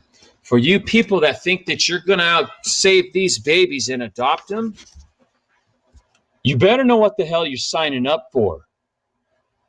Because you don't just get to get a baby and when it turns a teenager, divorce it like some jackass husband and send it off. That's not the way it works. That's not the way it should work. But it does work that way. Because if you listen to these other podcasts, you'll find out that a lot of these kids in these schools are adopted. I love people who adopt children who do the right thing. But if you're not capable of doing it, or you don't think you're going to make it for the long haul, don't. Because we suffer when you do. Sorry, John, I'll get off that soapbox. No, I got a lot of personal feelings there. You have nothing to be sorry about. So don't say you're sorry. You have every right to speak your mind and say the things that you need to say. And I support that 100%. So do not feel like you have to apologize for anything you've said tonight. Now, let me ask you, I want to ask you one more question before, you move on or whatever. Now, you had mentioned there was a connection between the school, which is in Stockton, Missouri, and the local Stockton Police Department. Can you talk about that a little bit? Because it seems like no one really investigated the school. You betcha. And I was almost there, John. Yeah, that's 2 more comments down. So, I just want to mention some names. And as I mentioned these names, I'm not going to mention what they were associated with inside my stories, but any people who know these names will know exactly. Brian Clemenson, founder of the Jastic Elbow, seen him use it on multiple kids, seen him hurt multiple kids, seen him dislocate shoulders on children with that Jurassic Elbow. Donald Stagmeyer, Tim Cleveland, Robert Graves. There we go, Mr. Robert Graves. Mr. Robert Graves is always, he started out as a student at the school. He ended up marrying into the Clemenson family after he became a staff member. He ended up dating one of their daughters and married her. He always thought he was kind of like the security guard around there. The guy kind of walks around with his arms out and chest puffed up, type guy. But he's a short dude. He's not very tall. And it got to the point where he was actually at one point walking around with a pistol on his hip and handcuffs on his back and calling himself the night security. So he's kind of always had this fetish with that type of law enforcement lifestyle, I do believe, at least from what he portrays and what people can see. And so come to find out, I've recently learned that this Mr. Robert Graves, who is just as involved in the abuse as a lot of the other staff members by far, with his little Hitler mustache. Well, I'm doing a good job describing this guy. I had to draw a picture of him or something. Anyhow, he goes out and he intentionally gets a job with the Cedar County Sheriff Department. Yeah, you heard me. The Cedar County Sheriff Department, which is where Stockton is, and the school. And let's just throw all negative stuff aside. Let me turn my phone back on here so I can see some comments in a second. Let's just throw all negative stuff about the school aside for a second. Let's just go with this is the perfect school. Okay, well, this is the perfect school. It's also bringing in the biggest revenue in your town. It's also buying all of its groceries locally. It's also promoting all of your local businesses. Okay. So you obviously, there's an investment that this school has made into your town. Now we need to make sure that if a boy runs away, he doesn't have a voice. How do we make that happen? We get Robert Graves to apply for a job with inside the Cedar County Sheriff Department. And guess what? Anybody who runs away is just taken back to the school because why? What? They're a liar. They're a liar. Well, even if there wasn't anything wrong with the school, that is horrible, horrible, horrible PR to hire Robert Graves. You don't do that. Did you not see allegations coming, people? You guys are the ones who turned the light on this issue. Okay? So now any child that runs away from there, if you parents think, if you're a parent and you're listening right now and you think that, well, if it gets that bad, my kid's going to run away and go to the local law enforcement, you would be wrong. The best chance that kid has, and I hope there's some kids at home listening to this right now, if you are forced to go back, your best chance is to run away from that school and go to a local community member. Because at our last rally, I heard some local community members coming out that are concerned about you kids. And they're concerned that they don't know what's going on within inside the walls of that school, and they have no way to verify whether or not you're safe. don't go to law enforcement. Go to a community member and ask for help. Because you go to law enforcement, the way they got it laid out right now, folks, you just can't put in the back of the car and head it on right back to the school. So you all of your efforts of running away are wasted if you're going to go to law enforcement, in my mind. And if you try to say something over the phone to your family, the phone's hung up on. If you try to write it in a letter, the letter's tore up. You can go home and say it, but then because I did. Yes, I did. I went home when I was 16 for Christmas, getting ready to turn 17. And the night before I was supposed to go back to the boarding school, I ran away. I let the dogs in, and I went out. And I walked all the way from my house, which is a long damn ways away, all the way to the Pasco post office where I knew I would be safe, and I slept inside the Pasco post office that night. I then went to somebody's house who could help me. But it didn't work because as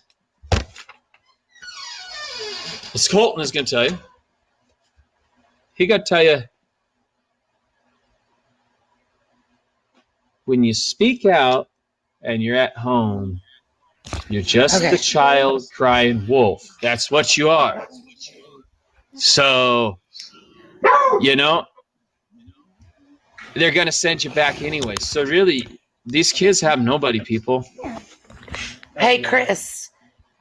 Yeah. Hey, this is Amy. Can I say something while you're on this?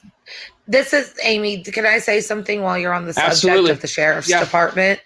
Yeah, go ahead. Yeah. I don't know if you've seen the news articles that have come out, but there are news articles now showing about Robert Graves being in and the Dr. Smock that they have, because they have their own health physician now that works on campus, who conveniently his daughters are married into Agape.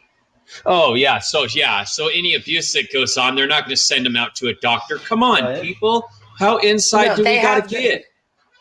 They have their inside doctor that works with, he works with Agape, and he also works with Wings of Faith.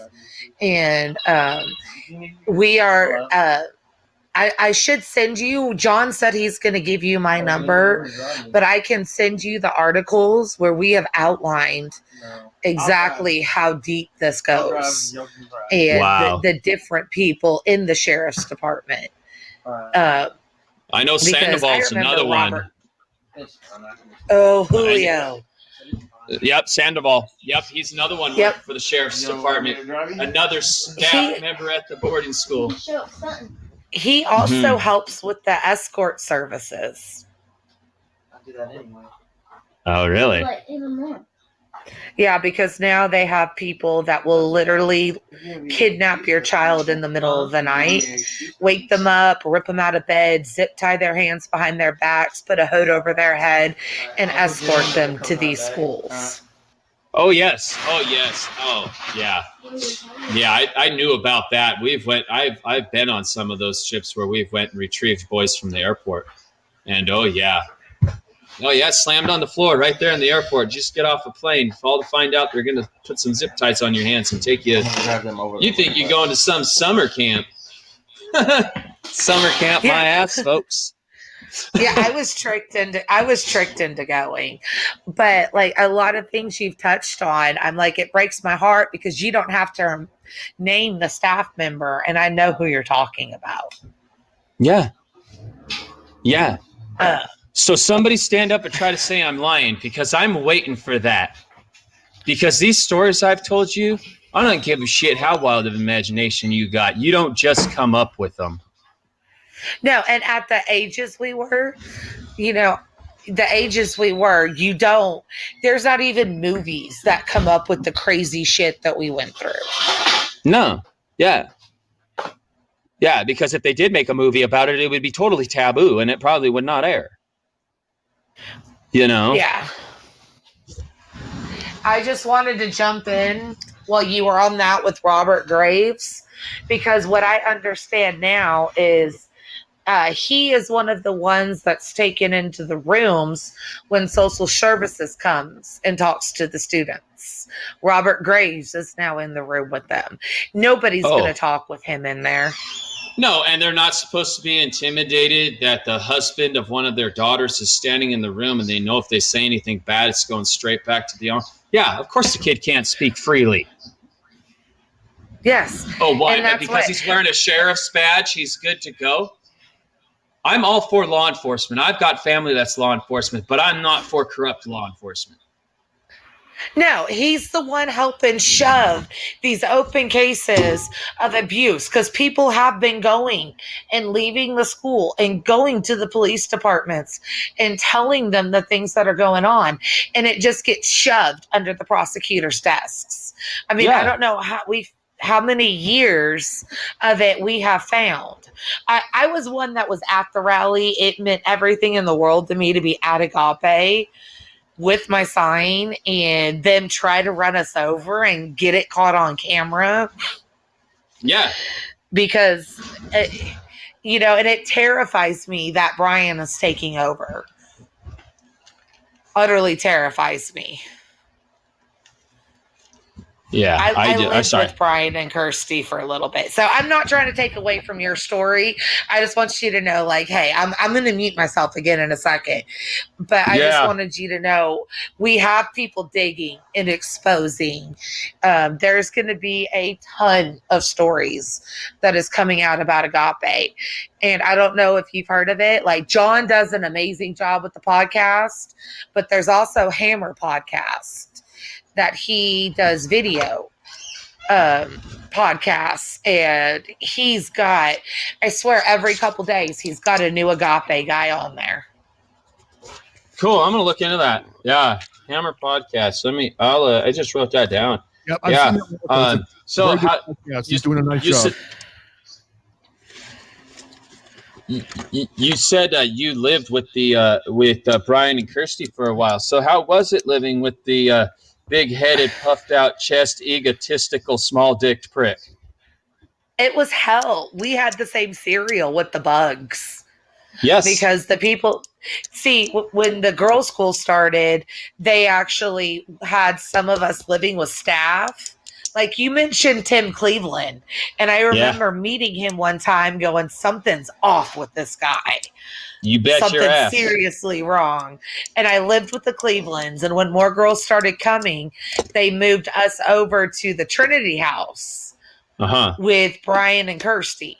And they were the ones in charge of us. And we moved all their stuff in, and it was amazing seeing Brittany and Melody walk around in booty-ass shorts. And the movies they were watching, the stuff that was, oh my God, these people can't watch this because they were in trouble. And it's like, what difference does it make? Why are you better than me? Yeah, you can't watch that. Yep. And how'd you like them booty shirts? Apparently, since it's a sin for a woman to wear anything that other than a full-length dress. Oh, yeah, they're going to hell if they wear pants. Oh, yes. Don't you dare split them thighs, boy. A guy can't see that. You better have a dress wrapped around them. Yes. Because as I've told some people, they teach a rape culture there when it comes to women. Yeah. So, okay, I'm sorry to interrupt your podcast, but your stories, but I just wanted you to know it is made known to the public that they have connections to the sheriff's department.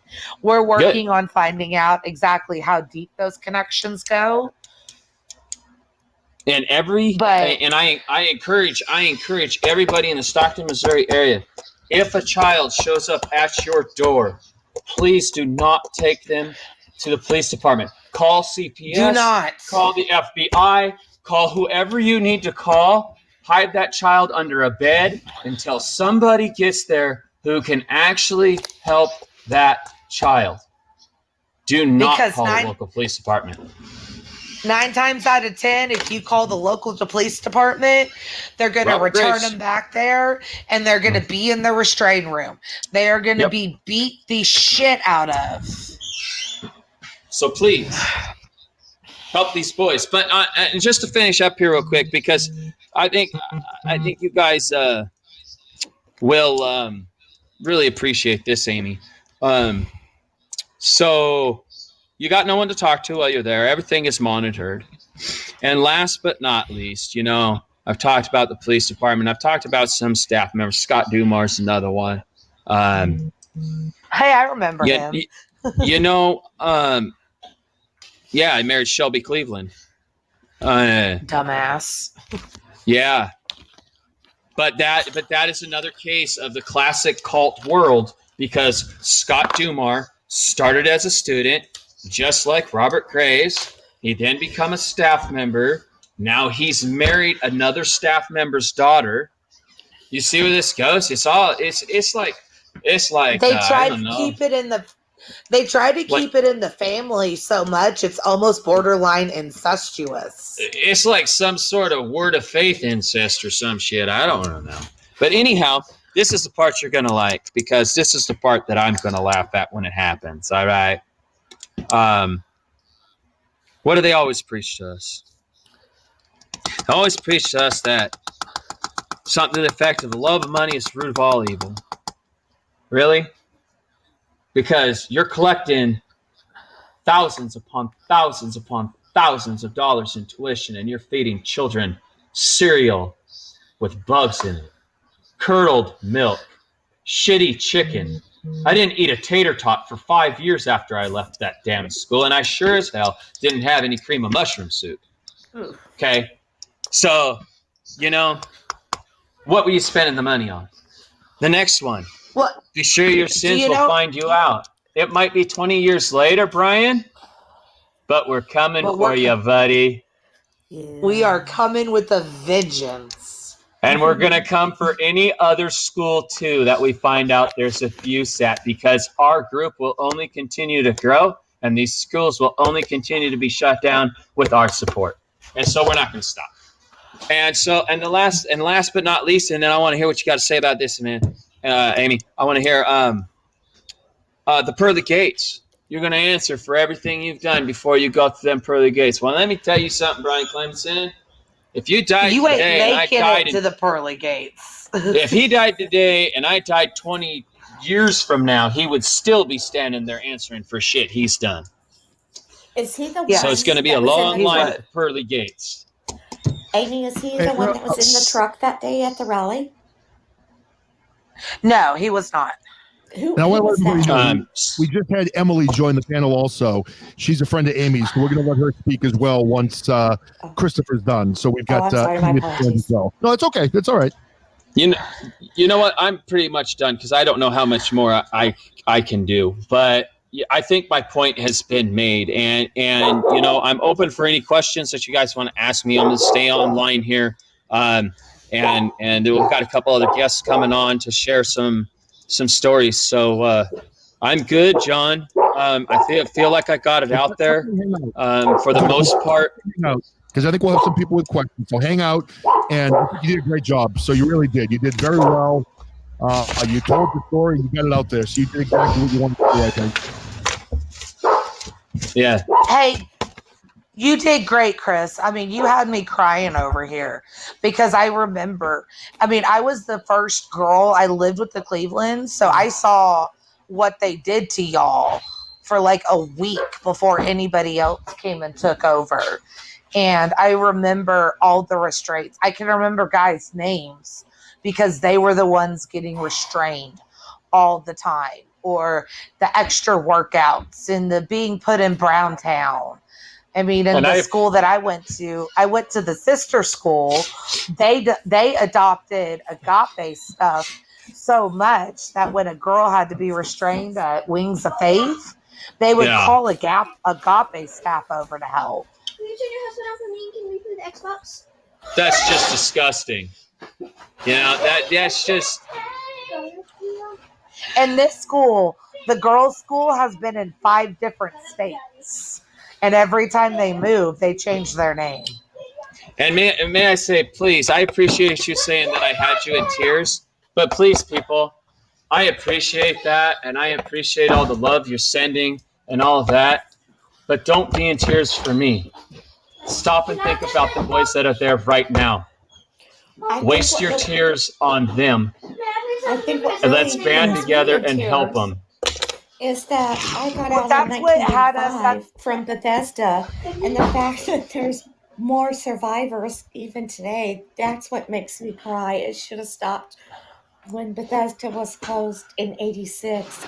There should have been more survivors, and the fact that there are is gut-wrenching. I agree, and I appreciate you saying that. I totally agree. You guys shouldn't even See- be here. Okay, Chris. No. Yeah, I'm here. Somebody's cutting out real bad. Yeah, we're having some trouble with your audio. We can't really hear you too well. You're in the matrix, Is it so maybe me? you can move to a different place in your house. Yeah, there you go. I'm sorry. Can you hear me now? Much better. Yep. Loud and I clear. got you now, yeah. Okay. Okay, I don't know if you remember ever hearing about the Rebecca home that Lester Roloff started. Yes. That was the original school. Okay, they started a pregnant girls' school called Bethesda Home. And this other lady that's on here, her name's Emily, she went through the Bethesda Home. She actually showed up at the rally we had because she heard it was another Roloff home. She was there with us. We stood at the gates to Agape with our signs and making sure every car coming in could see us. It was Good. amazing. It was amazing to see them because we helped close down Mountain Park. We participated in a lawsuit and get to see their precious faces. It was incredible. And I have to tell you right now, I am prepared to travel. You tell me where these rallies are, and I will go to every single one of them because this abuse on these children, the only way it's going to stop is from this group that we're forming right now, making noise. And we don't make noise violently, so you don't need to send your police out. You don't need to do that. That ain't what we're about. We're there We're to about make saving awareness. the children. Make awareness so that people know what's going on so that we can help these kids. Yep, I agree. That's what we're about. You don't need to send out your big armed forces and all. You're not going to get no violence out of us. Jesus Christ, we all had the shit beat out of us already. We're not going to go through it again. Right. You know, we want But we're not peace and scared we of want it kids to be anymore. home. We're not scared of you, but we know how to get the kids out. We're not going to fall for your bullshit anymore. But Exactly. we're going to get these kids protected and we're going to get them out. Despite you. You're not going to. And as an adult, you don't have to be scared anymore. Stand up and tell your story like I did today. You don't have to be scared. Yeah, absolutely. You don't have to be scared. Not a bad thing in the world's going to happen. There are lots of platforms. There's No my more. platform. There's the Hammer podcast. And Yeah. I've seen online there are other podcasts also. So there are a number of different ways where you can get out and speak the truth. And I'll tell you, from what I've seen from this group, I mean, the last rally they had was amazing. I mean, they made a difference. You've got Berlin, who's out doing her thing. She's been working with Dateline in DC. This story's been all over Missouri. And you guys are making a difference. So make sure you keep telling your story and when you run into additional people that have been there, make sure John. their story because it's important to get it out there. Yes, go ahead. Yeah. I didn't tell you. We found out that after our rally, social services went to Agape. Yes. I did not know. No one told me that. What happened? Nothing really, because of course they're going to have a staff member in there. You can't tell them And anything. if you speak, you can't tell them anything of what's going on, because if for some reason they don't take you, your life is going as hellish as it was. You're about to be tortured because you tried to stop their income. Right. We did Yep. the math, Chris. The They're- FBI we came did in the when I was math. in Bethesda, and I didn't tell them how bad it was because I didn't know that they would take me out, and I didn't know who they were. They questioned me with the owners in the room, and I knew I would be dead if I told the truth. Oh, yeah. Oh, Yeah. yeah. You can't do that. You can't question them with people that are going to get you killed. No. And they got all the means to do it. They got a lake right there on site. Why he was Every playing time you're around the out in the lake, he hit his country. head. Yeah, it's gonna be hard to find your body. He hit his head and drowned. We couldn't get an ambulance here quick enough. Oh yeah. And it was God's will. You stepped outside God's will, so he had to kill you. That's what happened to Connie. That's what we're told. And she got hit by a truck. We had to go to her funeral. She disobeyed God's will, and she got murdered. That's what happens. That's what they tell you. That's what they told us. And we saw her body. So. Oh, and Chris, they have pools now. I was watching somebody's podcast where they're holding kids underwater now in the pool till they stop moving, and then they just throw them to the side of the pool. So they are essentially waterboarding children.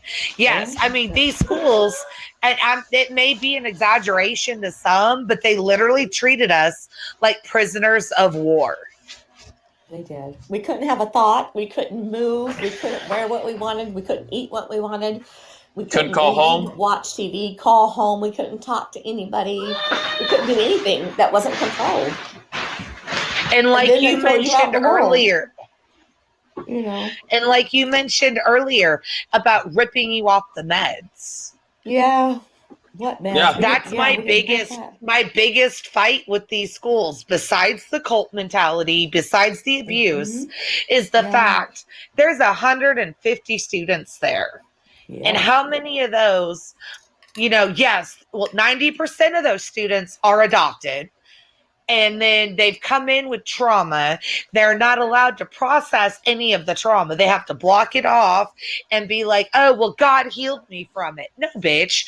You needed somebody to talk to. You might have needed some medication.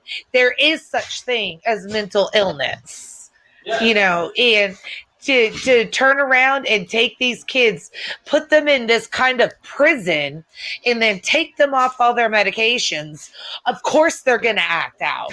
You take anybody off medication cold turkey, it sends them spiraling. And to say that there is no such thing as a mental problem, that it's all a Jesus problem, is what lines their pockets with money.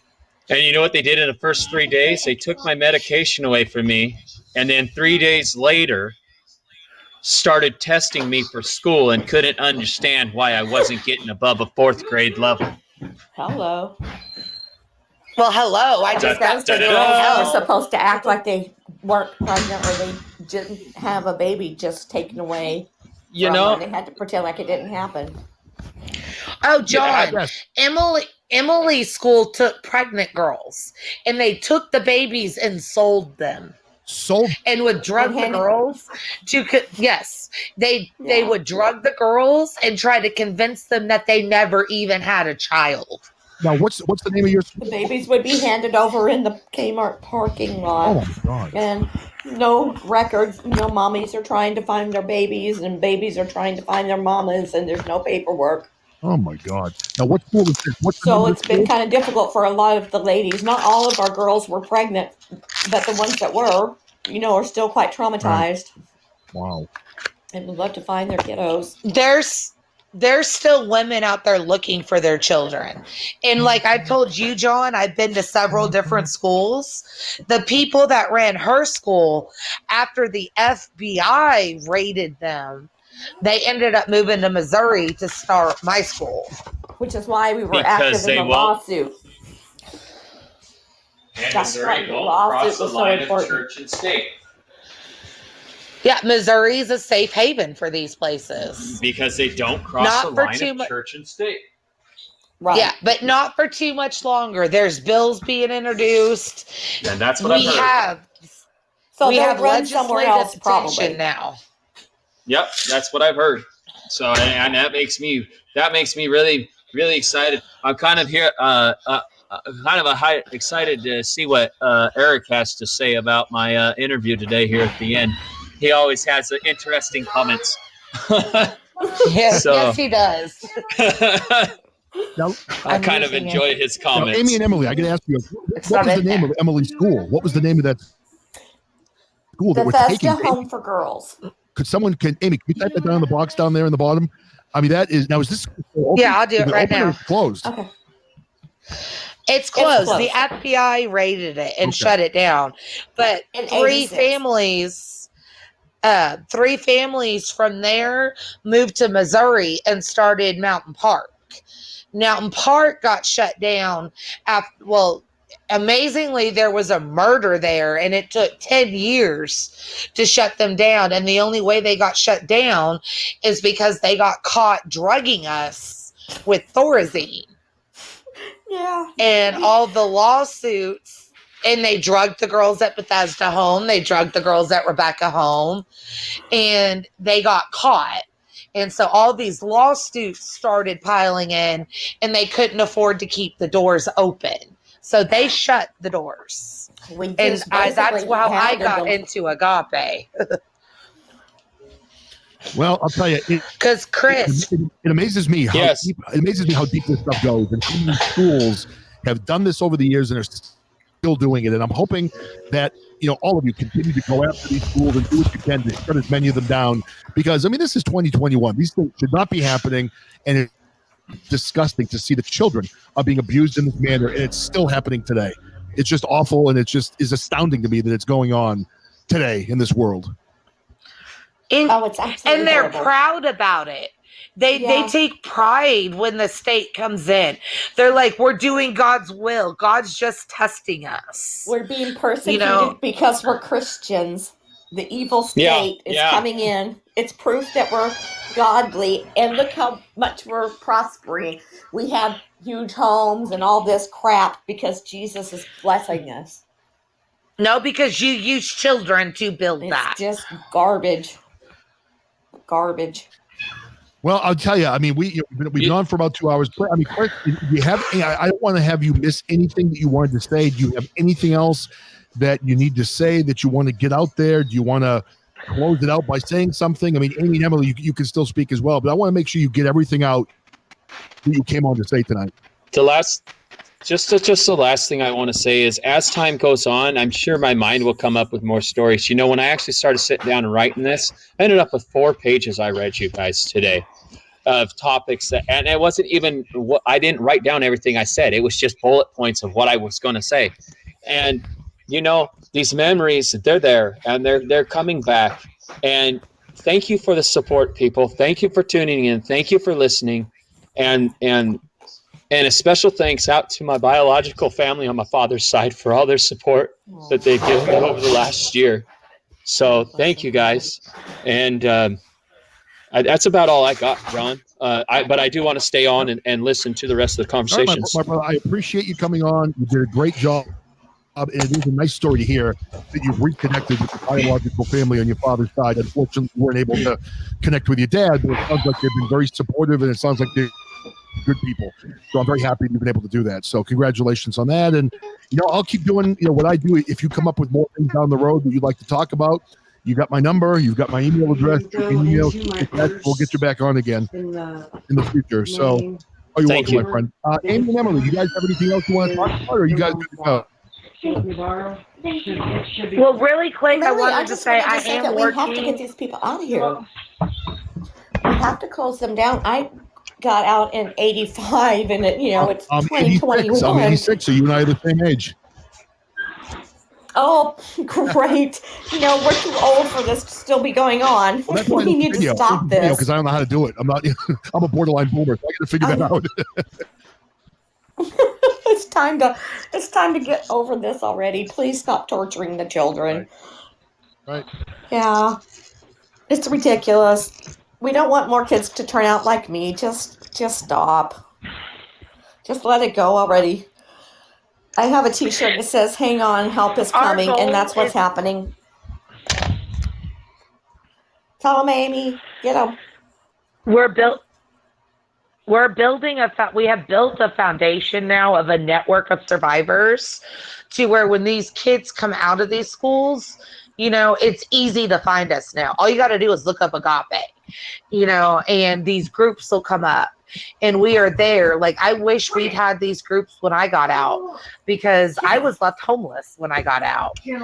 And it was hell until my biological dad found me.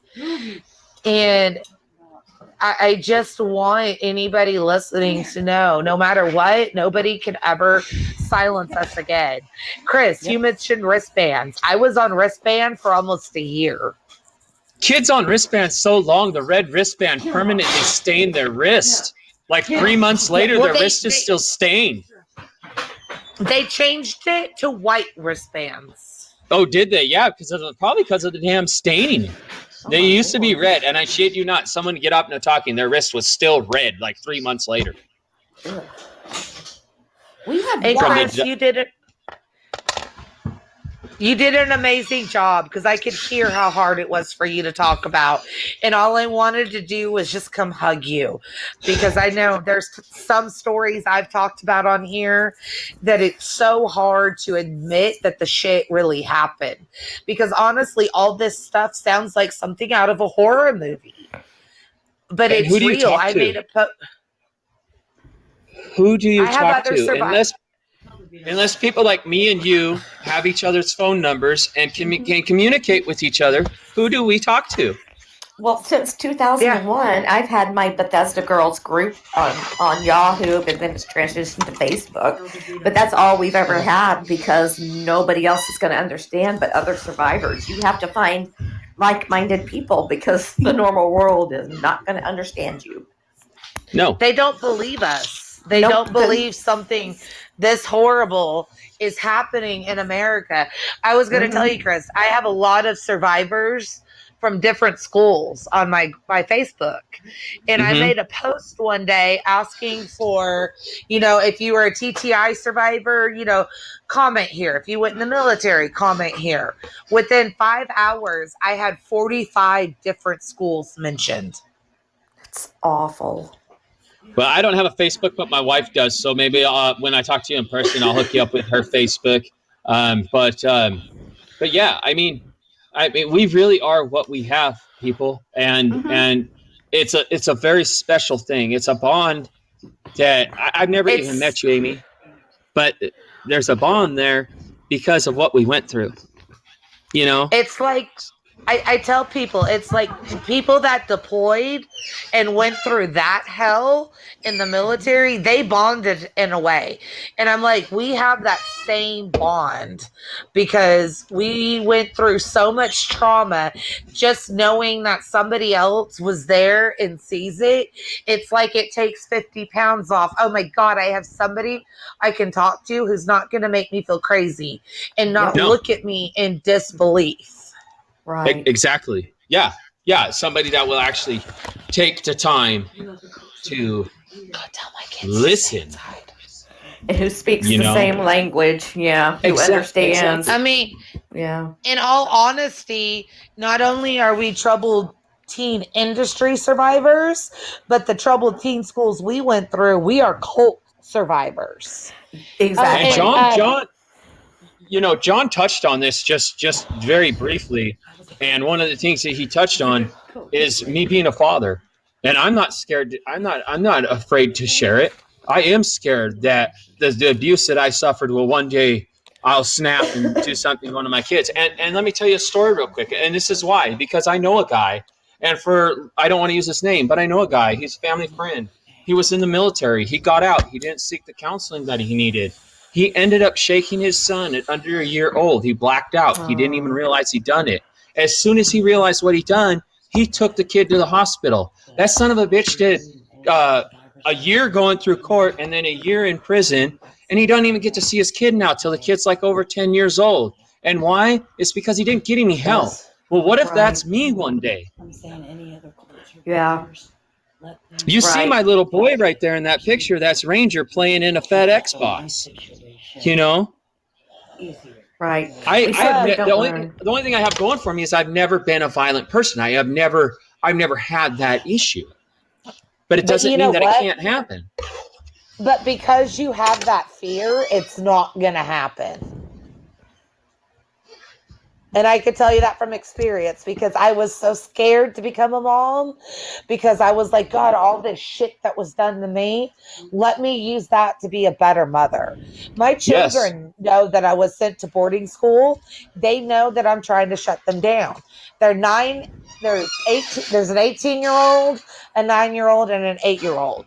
And the way I've explained it to them is mommy is fighting bullies, horrible bullies. And they're like, oh, okay. And they walk away. And before I forget, John, do you remember my friend Amanda? I do, of course. Absolutely. She says hi and she wants to tell you, Chris, thank you for speaking out. She grew up in this religion. She grew up getting threatened to go to our schools and got sent to our schools. Like, I was restrained at my first school and she remembers it all. And it just takes more of us. And like I tell people, we're actually coming together. We're coming together with one voice. We are soon going to roar so loud that nobody can ignore us. Exactly. And that's the point. And the people that believe in us will rally with us. And that group's only going to continue to grow too. So I could feel the momentum growing with this. And because I talk to people, I literally talk to people from 45 different troubled teen industry schools that were abused, that were starved, that were locked in cages, isolation chambers, and we are all coming to the point where it doesn't matter that you went to a religious one. We all did the same thing. Yep. And John, I'm going to blow your... John, I may blow your mind here a little bit, but all of this ties back to Bush Sr. because he is the one that deregulated the Christian schools to where Christian schools did not have to be registered with the state. Thank you very much. Senior, huh?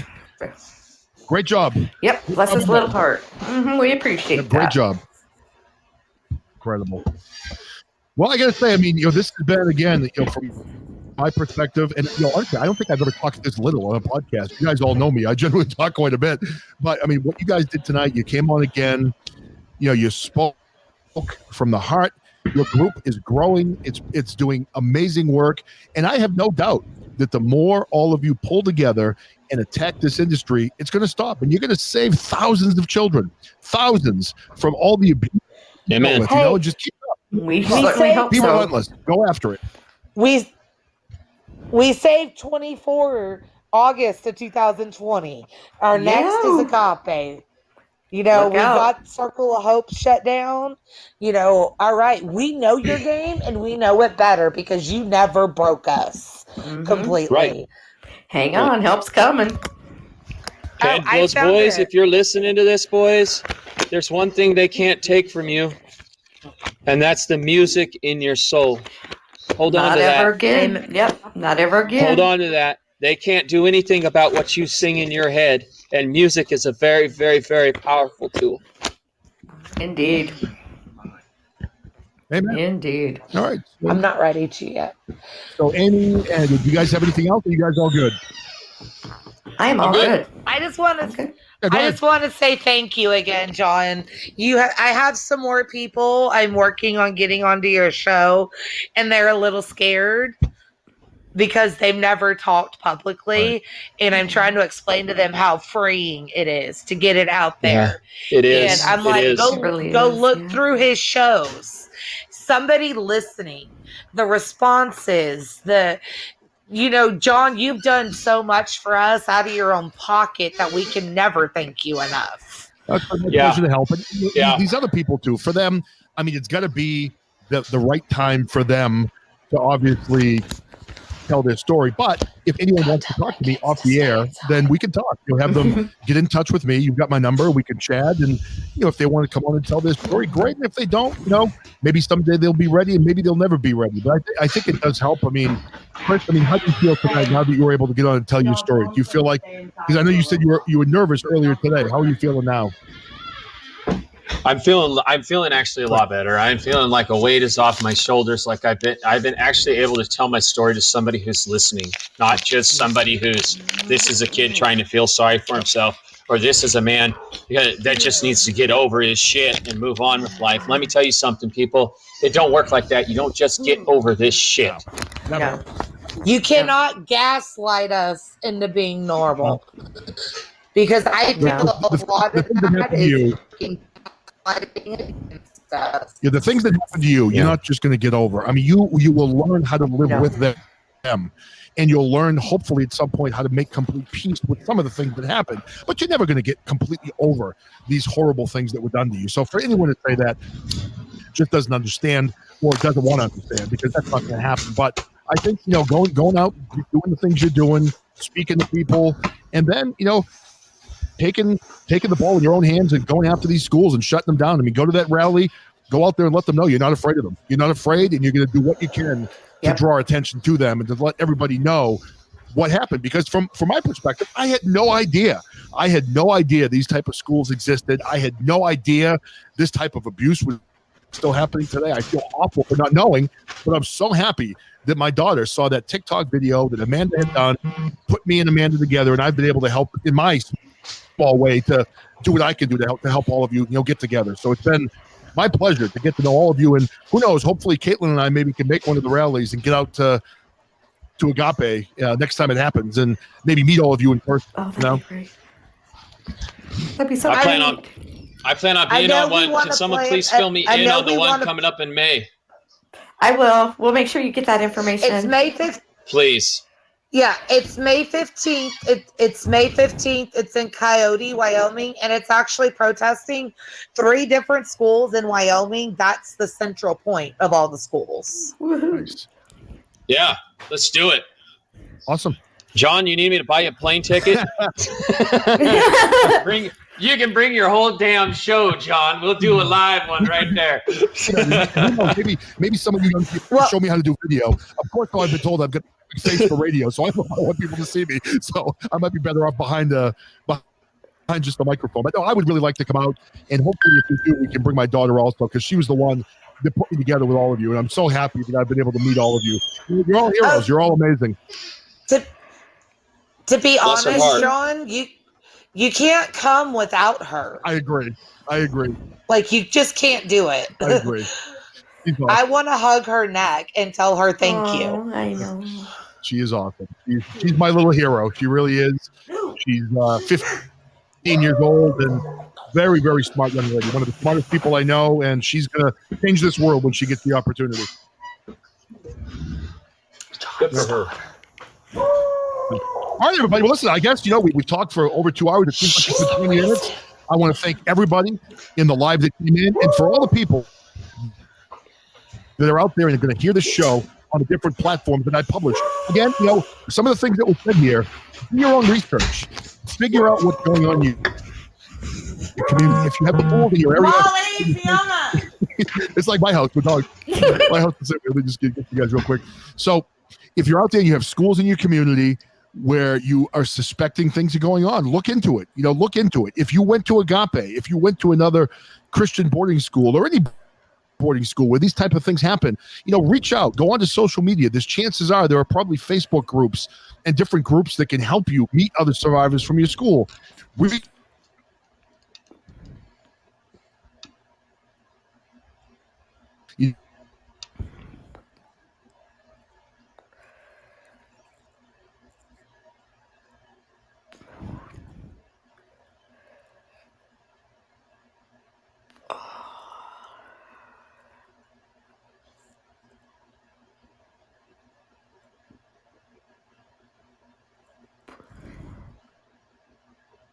that we were able to let a man tell his story about what he went through as a child, the abuse that he suffered. No one should have to go through that. And hopefully his story is going to hit other people and hit the ears of people that need to hear it in the communities that have these type of schools. Maybe you're a student that just got out of this school or is trying to get out, and somehow you hear this story. You are not alone, and there are people out there that can help you. So thank you to all of you for coming on. It was wonderful to hear your story. Amazing to see how brave you are to tell that story. And like I said earlier, in my book, you're all heroes. Thank you, John. All right, guys. Hey, can you talk real quick? You got muted there for a second. Can you talk real quick about how you promote this on Facebook and go out of the way to do that for us? Okay, 1 second. All right. What I'll do is I'll send you an email on that later about some of the things I'll do to promote the different things. What I'm going to do first tonight is I am going to publish this out to all the different platforms. It'll be everywhere. And you're going to see it will be focused in the Stockton, Missouri area. So I'll send you an email with all the plans as to what we're going to do as far as, promoting everything and getting the word out there. Thank you. I know the other shows that we've done, I'd have to go back and look at the stats, but I know we've gotten thousands and thousands of downloads. So there have been a lot of people that have heard the show. I've gotten a lot of private emails from people, because of the shows, and you're certainly going to have a lot of people that hear. And what I'll do at some point is once we get stats back, I'll send you some of the statistics so you know how many people are actually hearing this podcast and where. Yeah, that'd be great.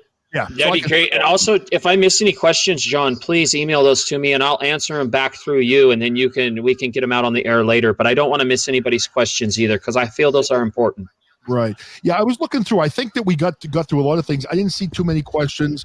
Eric, did you want to call in and wrap up the show real quick? I don't know if you're able to do that. You can promote some of the other shows coming in. Look how quick he is, man. I say Eric, and this little orb pops up, man. For those of you that don't know, I know that the guys that come into my show all the time know Eric. Eric's my most of the time co-host. He's my producer. He is literally the god of Podbean. He promotes all the shows.